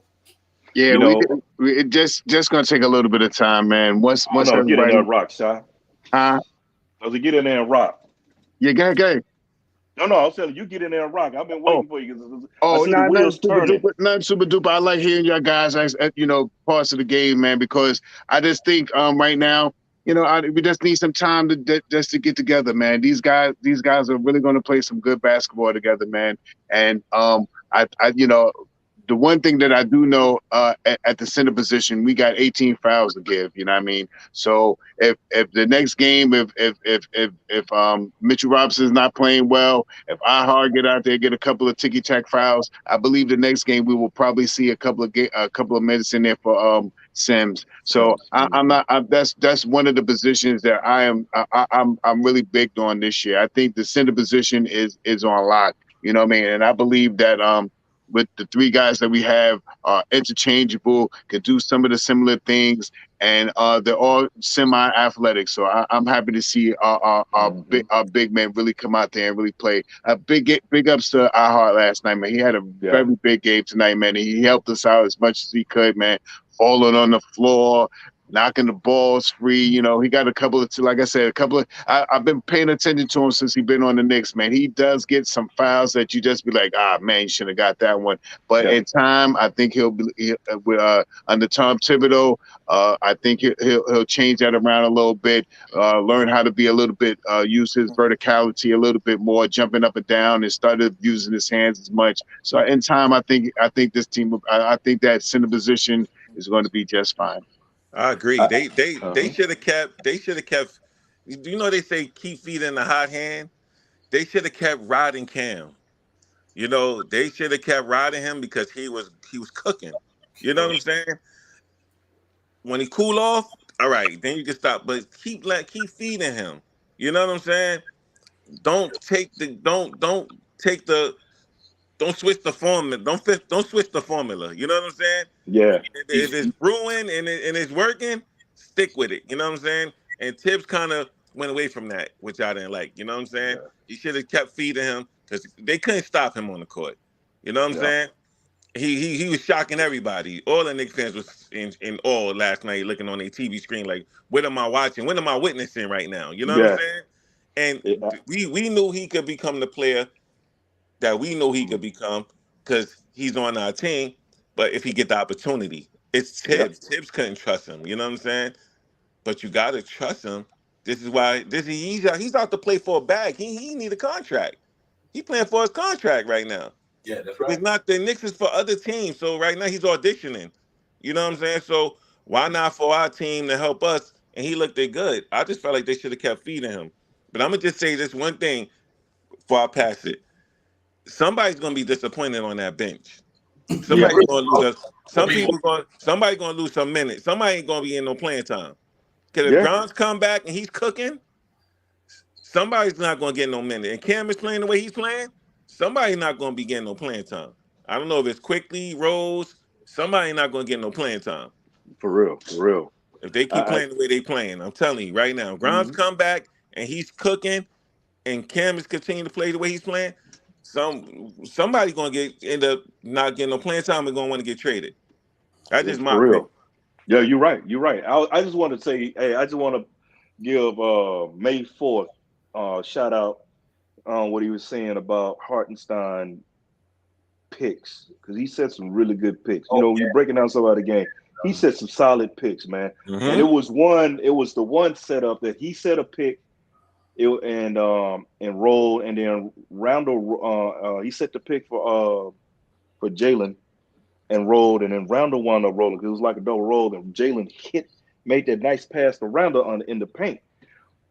That's the stuff that we haven't seen in a while, man. We haven't seen big men make plays like that. Hartenstein is a very smart player, man, and I really like I'm really looking forward to seeing what else he's going to bring as he gets more. I'm trying to find the word. Look, I'm looking for a Stephen A. word that was in my head, but I can't bring it up. So I'm just going to be I'm waiting for him to get down with the team when he improves and gets more comfortable, even more as time goes on. You know, and then the position again, Shy Powers. Shy been chilling over here, and the wheels be turning, and he said some stuff, man. I just can't let this slide, Shy. I can't let this slide. You right. I agree with you. I like where we are at center, because this is the first time the Knicks has ever been this deep at the center position. The three-headed monster. Right. 18 fouls, man. 18 fouls. And I like what we have, the way it breaks, because you got Mitch, Hartenstein, you got Sims. I like what Mitch does and I'm waiting to see Mitch, because Mitch has been showing us even in preseason, like, I got a little something for you. I like that. I really like that. And when he, you hit him even more, because even Randle came down and hit Mitch with that one underneath, and he flushed it on him. See, that's what you do. With Mitch, you need to get Mitch in the game involved early, because when you get him that ball early and get him involved in the game, if you notice, when you get Mitch involved in the game early, his defense is even better. It's on a whole nother level. It's like getting Popeye his spinach. Yeah, that boy is real talk. Hey, so Finger and Tim and Shaw. I'm gonna tell you what's crazy to me. If the New York Knicks, which I think they will be, up, they in contention by the trading deadline, I bet you the Knicks gonna make a dangerous move, because they got the assets, they got the picks. The Knicks can get rid of 3 players and bring in 1 player and give up a bunch of picks. They might then get it with Donovan Mitchell. Watch out for these boys if we get a disgruntled cat, or a team thought they were going to be here, but they're not there, so they want to get rid of these guys or whatever the case may be. Watch out for the Knicks by the trading deadline, cat. I think this team is literally going to go out there. They're going to be in the run, and they're going to say, you know what? My man is on a trading block. if I it's two players that I see. If Cam continue to play the way he's playing, right, and he still don't fit the Tom Thibodeau system, and by the trade deadline, we playing the way we playing, and we in contention and making a lot of noise in the league. If the Knicks feel like they need to get that next player to help them take them to the next level, I wouldn't be too surprised if there's two players that I see them try to at least make a couple of phone calls to. And that's Boston for Jalen Brown, and that's New Orleans for Ingram. At that small forward. Because that's the spot, that's the position, that's the spot. Or the Clippers. If the Clippers not even, or Kawhi, you know what I'm saying? Because at the end of the day, that's what we need. That we need a star player or up and coming star player that's going to help. And those three players could help take us to the next level. You know, that's something else to say because you know, Cam this is the thing with Cam right now. If Cam continues to play like this, it's a split role situation. And what I mean by that is Cam could play his way, and then we hold on to him because that's a position he holds. He's a small forward. That's a position we need. Or he keeps playing, and he says he's consistent. He's playing consistent, and his game is solid. Now he just puts stock in his trade bait. Right. That's how I was looking at it. Yeah. So it's one you can do that. Me and myself, I was an advocate for us getting, you know what I'm saying, we need small forward, we need a wing. And I said three players.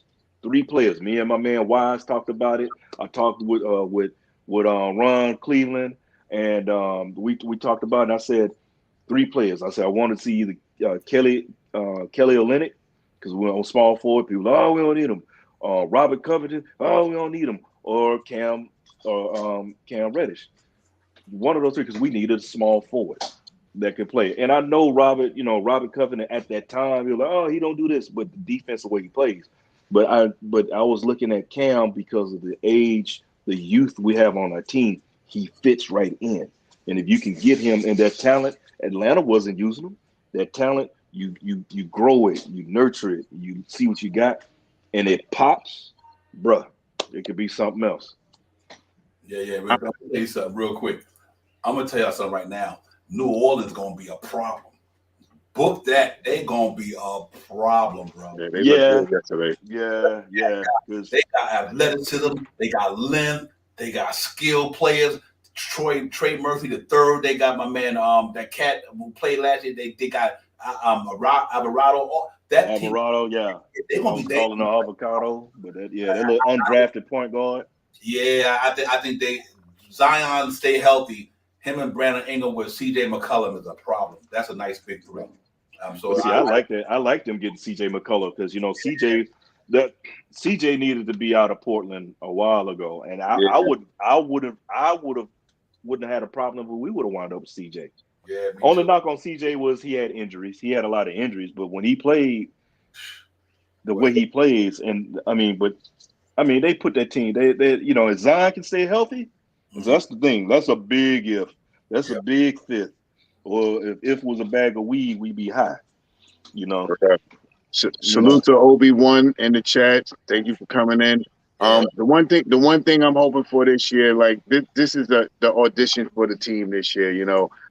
These guys need to get out there so they can, set precedents out on the court. Once these guys get out there and you see what we need and what we have, then by trade deadline or by the end of 23 season, we'll know what we need to make how we can move and strengthen the team.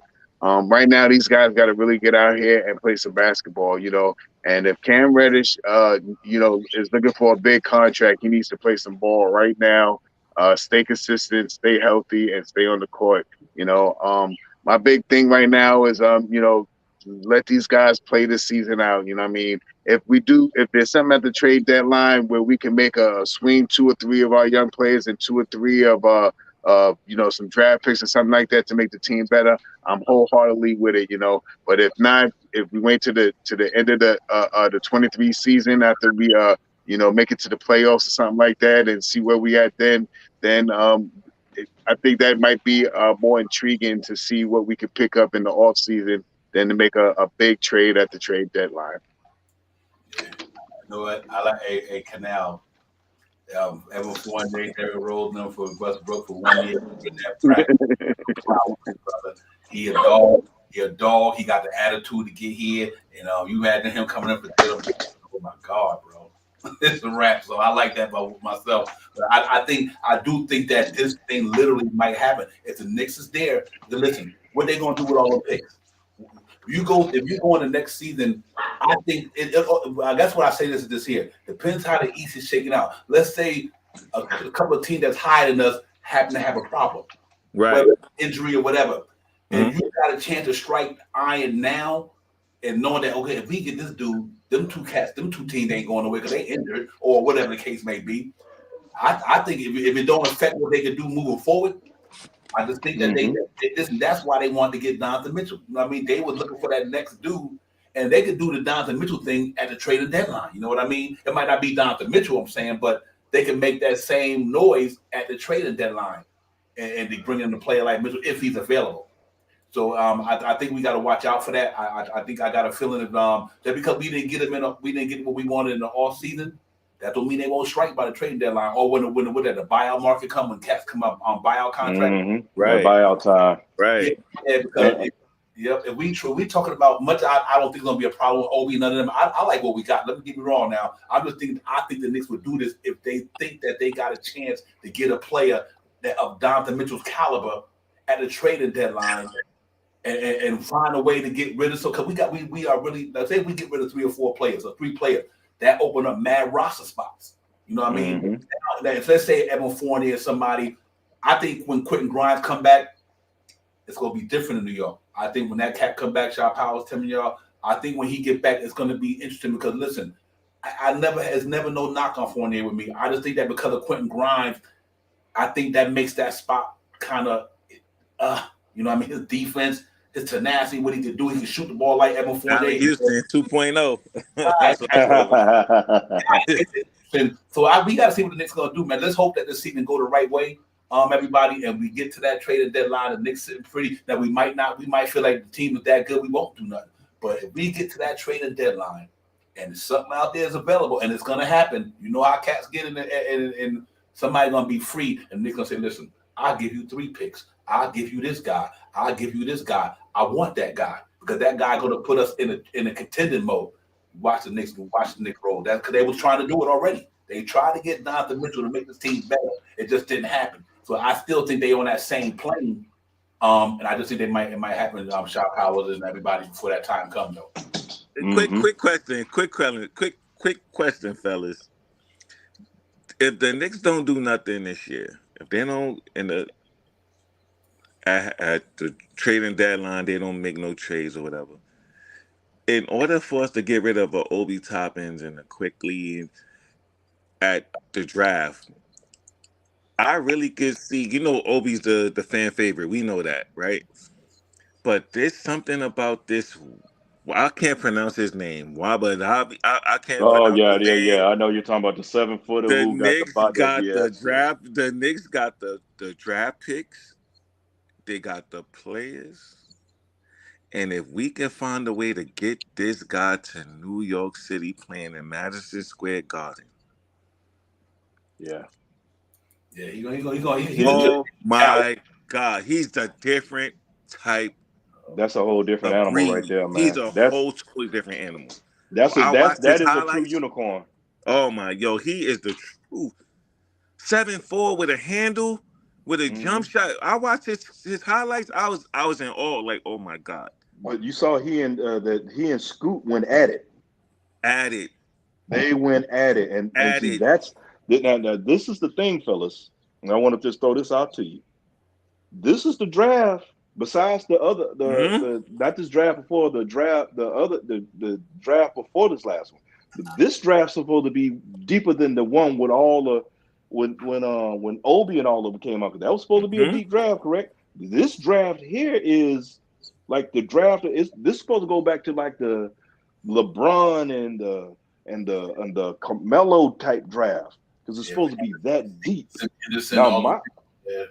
Yeah, and see the thing about it, we have 11 first-round draft picks. We're not gonna have. We got a total Say it of again, 22. Say it again, Soulfinger. What? Yeah, we How got many? 11 first-round draft picks. The only other team I know of, if I'm not mistaken, chat and panel, has more draft picks than us, especially first round, is OKC. We're not going to draft 11 first. We're not going to use all 11 of those picks. They're going to get packaged up some kind of deal. If and like I said, now the tank is rolling, going to roll for a lot of these other teams that not trying to do much because they're going to try to get I can't pronounce my man now. I was about to call him Wobble Wobble, but I don't want to Right. But he and Scoot are two of the top names out there. 1, 2. Mm-hmm. 1, 2. But this thing is so deep that if you can't move up to get something like that, I think it's going to be a smorgasbord of stuff to fall to us. Now, my thing is, I think we should go after another small forward. And hear me out, because I don't see Evan staying. And Evan Fournier, I've actually been pleasantly pleased what I've seen with him. But he's not long term. I can see if like I said, I've been saying a lot. If was a fifth, we all be full. If Cam pops, you moving him to that starting lineup. Why not try to drive your second, another small forward? Backup, Right? Backup. So another right? backup. What you said, Scooter? Too, Scooter? What's his name? Scooter. I Scoot like Henderson. Oh my God, Scoot is I a like him. monster. Scoot, man, but to watch them two go at it, man, it was like Godzilla and King Kong going at it, bro. It was unreal, the things they were doing. It was and good then battle. it was, man. And then the other thing is backup point guard. That's what that's another that's a weakness we have because I like Deuce. Defensively, Deuce is really, really good. I like Deuce. But Deuce, his game doesn't, offensively, it's other issues with him. And I like to see a bigger guard. I'm a little biased. I like to have a bigger guard than what we have with him. So, I think we need another point guard to come off. But I mean, this draft is so deep, man. You just it's like close your eyes, reach, pull, and you come out a winner. That's how deep this thing's supposed to be. Good. How deep it's supposed to be. Yeah. You know what? For me, let me bump it right. We're gonna go run the panel. We're gonna get out of here and real quick. But let me say this: Jalen Brunson, $25 million. RJ, damn near $30 million. Julius Randle, $30 million. The Knicks are not going nowhere. Let me tell you, the Knicks, for you, if anybody want to know what direction the Knicks is going, the Knicks trying to win. They ain't giving nobody $25 million, $27 million, $28 million damn near. Nothing. They ain't doing that to be, no, the Knicks going to try to win them something in the next couple of years. All on draft picks, but like you said, Sophia, they ain't coming to the Knicks. The Knicks are in a position right now where even if they go do something at the trade deadline, that don't mean they got to sign a player with a long contract. Russell Westbrook is not a long contract. They still can go in the draft if they wanted to. I think the Knicks going to get to this thing, and you know what? If they would have signed Donovan Mitchell, they would have had $130 million, then $130 million starting lineup. 25, 30, 20-something. The Knicks is trying to win something. Let all the Knicks fans real talk. They are not trying to be mediocre. They wouldn't have gave Jalen Brunson that money. They would have gave RJ a stint. They would have gave Julius Randle a lot of money. I don't want nobody making $100 million in start lineup. You 30-something wins in the season. That's going. That's over. The Knicks. You know what I mean? I just think they're gonna go out that way and try to get somebody to add to what they got. Because you think about it, like some of the players that you talked about, it might not even be a superstar. The Knicks gonna say, you know what? Like we said, Robert Covington or somebody like that. If these young cats don't really, really progress to a certain degree, watch the trading deadline. Fournier and somebody, listen, they was about to do it with Donovan Mitchell. That's all I can say. The Knicks was that close to taking Donovan Mitchell, putting them on his team to get them to another level. They still got the same mindset. So I think them cats gonna go out there and say, let's say, like you said, I don't think the England of the world gonna come. I think they're gonna try to compete for a championship. But it's gonna be somebody in this 30-team NBA thing that's gonna say, you know what? I don't want y'all here no more. I don't want to be here no more. Trade me, get me out of here, whatever. The Knicks gonna be watching for that. That was Scott Perry said. They said they're gonna wait for that disgruntled star, and they're gonna get him. That was their game plan. And so far, they're almost there. And just real quick, Devon, when you were talking about contracts, that Jalen Brunson contract is nice because as it goes down. It doesn't go up. It goes down, and then you got to take into account the the team salary, the league salary goes up, and the all that, so it works out. They signed. Shout out to Brock all the way he worked at the capologist. So they signing good contracts. The contracts are good. Derrick Rose is coming up. He's going into his last season, his last year. Fournier's almost Fournier, up. Yeah, he's almost up. So one more year, he'll be will be almost ready. Be coming up, and you know, and you see in Sherwin, you know, Sherwin would put it in there. He let you know, like Randall's making 23 mil. So the contracts they signing are good. He making that this year. His contract goes way up in the next couple of years. Randall, one of them years, Randall will be getting paid $29 million. So he making 23 this year, but his contract goes up higher every year. I think I can go in there and pull it up. I think Randall will be making almost 27, 28 million, something like that next year or two. So but the good thing, the salary cap is going up, everybody, but the Knicks got almost $100 million star lineup right now. I think they had 90 million. If you look at 23, even if you give Randall 23 this year, RJ 20 something, Jalen Brunson 20 something, mid 15, Knicks almost got $100 million star lineup right now. Mm-hmm. Yeah. And that's why the Obi contract, the Quickly contract, the Grind contract, and the Harkins contract, that's why they're so valuable. Because I think what they're going to do with, I think the Fournier and Derrick Rose contract, that's almost close to $30-something million coming off the books. They're going to listen. I got a chance to sign a couple of players, or I can sign one player, and that's why I like the Russell Westbrook thing for this reason. He only got 1 year left on that deal. If you were to trade them cats at the trade deadline for Russell Westbrook, just to be in the fight in the playoffs, but at the end of the year, you clear $47 million. Mm-hmm. Yep. You know, so I think it's what it is, man. It's gonna be fun, man. I think we good, man. I really like where we going with this team, whether it be that way. And I just got a feeling that because of the Donovan Mitchell thing didn't work out, they still going to be on that plane. That's why I just put that out there. Because I think that's what their objective was to get Donovan Mitchell, to get another superstar in here to go with Randall or whoever the case may be. Well, see, they still on the hook though, Devon. They still on the hook because that the whole thing with Donovan Mitchell didn't come through. So you look, Knicks Nation is like, hey man, you left us hanging. We want we want something. We need, because let's be honest, man. Knicks we haven't had a superstar since when? After you had Melo, and then before that was what, Pat? Yeah, they starving for one, man. They starving for one. We're starving one. They're starving like a man, man in the desert for water, man. You thirsty. You know, so it's going to be interesting. They're going to have to make some moves because that's what everybody's on the looking at them. Worldwide West, you brought in here for what? You supposed to have these connections. Leon Rose, you supposed to have these connections. So I'm not gonna look that conversation like that. You supposed to have, you coulda, shoulda, woulda, but you didn't, and all this and that, holding their feet to the fire, saying they didn't do this. We've had that conversation many a millennium already. You know, right now I just say, look, right now I'm not even thinking about that. I'm riding the high of what I saw from last night. Yes, sir. That's from the team.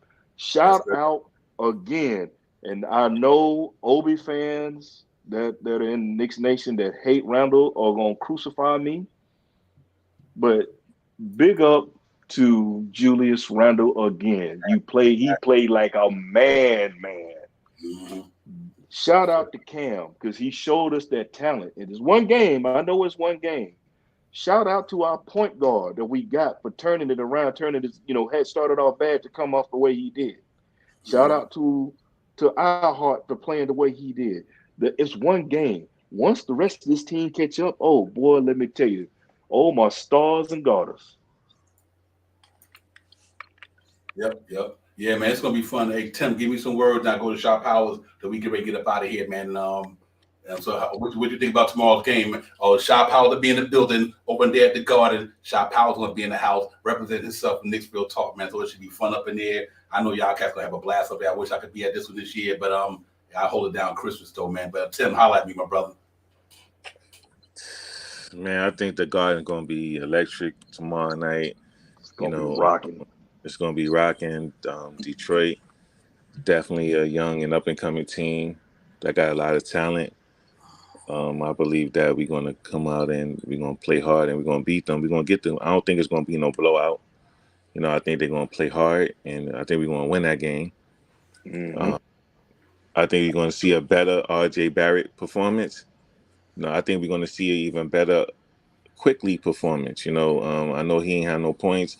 I'm sure he probably was in the gym after the game, launching, and they're launching threes and going hard, because he probably was disappointed in himself, especially with the work ethic that he put on, during the off season. We saw videos of him going hard, playing in these tournaments, balling the way he did, and we saw the improvement.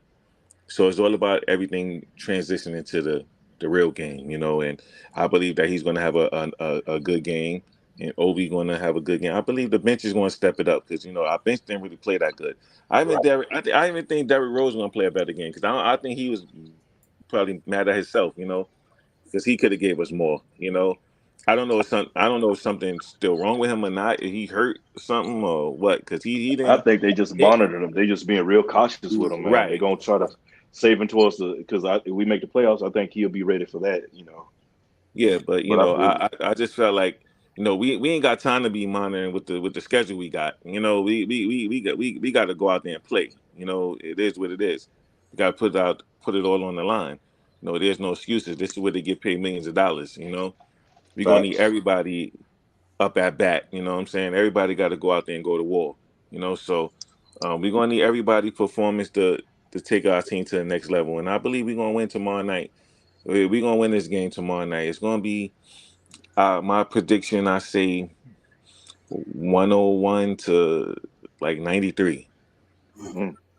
Yeah, 101 to 93. That sounds good, man. I would have my brother holler at me. You hear me, Shy?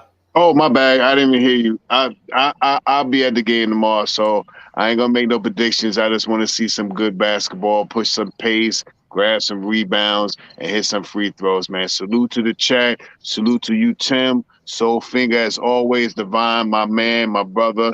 Salute to you. Let's get it. Yeah, real talk. Yes, sir. Yes, sir. Close it out, my brother. Be Mario Ravan. Be the closer tonight. Oh man, I appreciate giving me that honor. Hey, shout out to you, Kings, you great gentlemen, Tim, Devon, Shy Powers. Let me come in and rock with you. Appreciate you, brothers. Appreciate you, brothers, man. I want to say this right here. Hey, if you came into the building, you hadn't hit that like button, hit that like button. If you need a good workout and you hadn't worked it out, hit that like button. Hit that like button. You burn you some calories and everything. And then on top of it, hit the subscribe. You burn even more calories and show love for our brothers that's giving us this good Knicks talk. Hey, shout out to the chat. Shout out to Knicks Nation. And also tomorrow, the heart and soul, the backbone of Knicks Nation is doing. He's shooting a video down there, if I'm not mistaken, on Jay Boogie. Shout out to Jay Go Boogie. show support for Jay Boogie. All right. Yeah. Show him support the bro. Yes, support him. I was just on the phone with him before I came on the show. I was just on the phone. I gotta hit him up. New York Knicks ambassador right here for all brothers, all those podcasters and everybody. Yo, Jay Boogie is the ambassador for us. So y'all make sure if y'all in New York City, you know where he gonna be at the store. I think the NBA store, some of that nature. Y'all go down there and show that brother some love, man. This brother some love, support Boogie. And lastly, continuity is the word. Consistency is the word I'm looking for. And tomorrow I'm looking for a W. I'm going to say it. This is going to be my hot take. I don't do a lot of hot takes or whatever, or just throw stuff out like that. I'm going to say we're going to win the next 3 games. Granted, you say, whatever, but we lost to Orlando and everything else. I'm still sticking. We're going to lose. We're going to win the next 3 games, but I'm going to say I'm leaning for us to have a 4-1 start. That's just the way I feel. Not jumping off the Coronado Bridge. For those who ever been to San Diego, you know that bridge. Or whenever I make my way to New York, I'm not jumping off Brooklyn Bridge. And that's the way I feel about it because I am pleasantly pleased as punch at the way these cats fought. If they can do that, we're going to be a problem. That's all I got to say. Shout out Knicks Nation. Let's get this W. Facts. I'm going out tomorrow. I'm going to Knicks 115 to 101. Pistons got a young and talented young team, but the Knicks are in their building in front of the MSG fans. Friday night, Knicks on MSG, doing it for the fans. We got to get there. Knicks going up in that place. That shit going to be crazy tomorrow. I think that building going to be electrifying. I think the Knicks gonna be in their bag. I think that home court cooking and that feeling, that energy from our fans. I think the adrenaline gonna be pumping tomorrow, guys. Like, cause I know y'all gonna be a bit with a mad adrenaline. So you gonna be one guy who bring the adrenaline for them. I think the Knicks going there 115, 101. I think RJ bounces back. I think Mitchell Robinson bounces back. I think you're gonna see a couple of quickly the Obi Toppin lobs in the building tomorrow night. I think Cam going, hopefully he continue doing what he's doing. But I do think you're gonna see the full capacity of the Knicks team tomorrow night. Because it's open there, I don't think they're gonna disappoint the fans. Just like last year, they didn't disappoint in the open night. Double overtime, we up in the building wilding. You know what I mean? Wilding. Yeah. Double time against both. I think they're gonna bring that same passion because last night, can you imagine that game was in the Garden last night? Oh man, the Garden would have exploded, man. With our fans, adrenaline, we would have blew Memphis out. I would say this here though, the fellas. I think if Cam play like that, I think and he hears that because it's a difference when you in the Garden and you hear him chanting your name or you hear that chant of defense in the Garden. I think Cam, if he hears that, he gonna show his natural black, the rest, fill in the blank. Right. Real talk. Hey, Ron, we will, my brother. Real talk, man. I definitely got to link up with you, no question about it. I mean to get at you for real. And we will make that happen. But salute to the chat. That's where it's at. My man Paris Douglas, still Nick fan, Ronald John. Salute to everybody, man. Man Child representing Canada in the building. Canal, my brother. Salute to you. A4, Sherwin, all you cats, Keith Turner, everybody, man. Thank y'all for coming in, supporting the show. We appreciate y'all, man. Tomorrow we got the pregame, 6 o'clock. We be in the building at 6 o'clock. Get it popping. We're gonna have the brother Shaw Powers on location on the phone. Yeah. Live at the Garden, so we know it's gonna be lit tomorrow. I think it's gonna be fun, man. But any of y'all going to the Garden tomorrow, be safe. Have a good time. I don't think you will be disappointed whatsoever. E gives a salute. Keep turning salute. My man Robert Woodward salute. Everybody, man. Salute to all you. Johnny Davis. Frank Matos. G-Man. Salute to you, my brother. Everybody who come up in the building. D-Nice. Good to see you, man. But just being in the chat, I know you're doing all right. You still alive. You kicking, man. You around here holding yourself down, man. Appreciate you, D-Nice, for coming in. That brother 01500. Obi-1500. Salute to you. Thank you for coming in. And everybody, man, great show tonight. Agent Super Argo. I got to call everybody out. Got Piece of the God, Allah Wide, Knowledge, my brother. Salute to you. Quality Jumper. Let's get it, man. Tomorrow, Knicks Real Talk. We in the building, man. We'll be getting it popping. And Sherwin, Soulfinger, thank you, my brother. Tim, thank you as well. And my brother, Shaw Powers, you know how we do, brother. So, Knicks Real Talk. Love. Y'all enjoy it, man. Love. Big ups, fellas. Number love, y'all. Yes, sir. Thank y'all for coming in. And we'll see y'all tomorrow night, man. Knicks Real Talk, pregame, 6 o'clock. Knicks at the MSG on Friday night. Knicks going up against the Detroit Pistons at the regular season opening game for the Knicks. I think it's going to be live. It's going to be lit. We'll be here at 6 o'clock to give y'all the footage, man, to get y'all amped up for the game. So please, everybody, man, y'all enjoy your night. Thank y'all for coming Let's get it. Let's get it. Yes, sir. Time for Divine Shot, KJ events. This Real Talk's the brand. You understand how we do, my man. I'm on that Friday night Knicks shit, dripping in Knicks shit. Up in the world, most famous arena with the click. That's the conglomerate. The Knicks Real Talk, the real prominent. I'm a bit like the Omicron variants, dominant. Paying homage to the cat in the chat. That's where it's at. Cause I'm hearing that. You don't care for how early we straight facts. We interact with the mob, the gods. Up in the pod, the squad, with the side. My entourage be on the job, my energy. Feeling tripping in tempo. As they cook my game plan, and my brand for loop and pursuit. Going hard like the New York City gritty committee. Cause that the Knicks ain't always pretty, but we all stay giddy. And we break the fan base like the lake, Anthony Mace. We drink the logo when there's hairspace that appear like Squarespace. Staring down on the Chase Bridge, look at that Knicks City drip. There's 50 dashes on the court, looking pretty legit. I stay true to the orange and blue. I thought you knew for him a few bars to shine like Star Divine to Mount Mars. Knicks Real Talk. Here we go, let's go. Knicks Real Talk right here. I'm representing Knicks Real Talk. right here. Here we go, let's go. We here in the building. Knicks Real Talk. Let's get it. Here we go, let's go. Yeah, for real. Yes, sir. Knicks Real Talk. We here. Here we go, let's go. Let's get it. Let's get it. Yeah, for real. Yes, sir. Let's get it.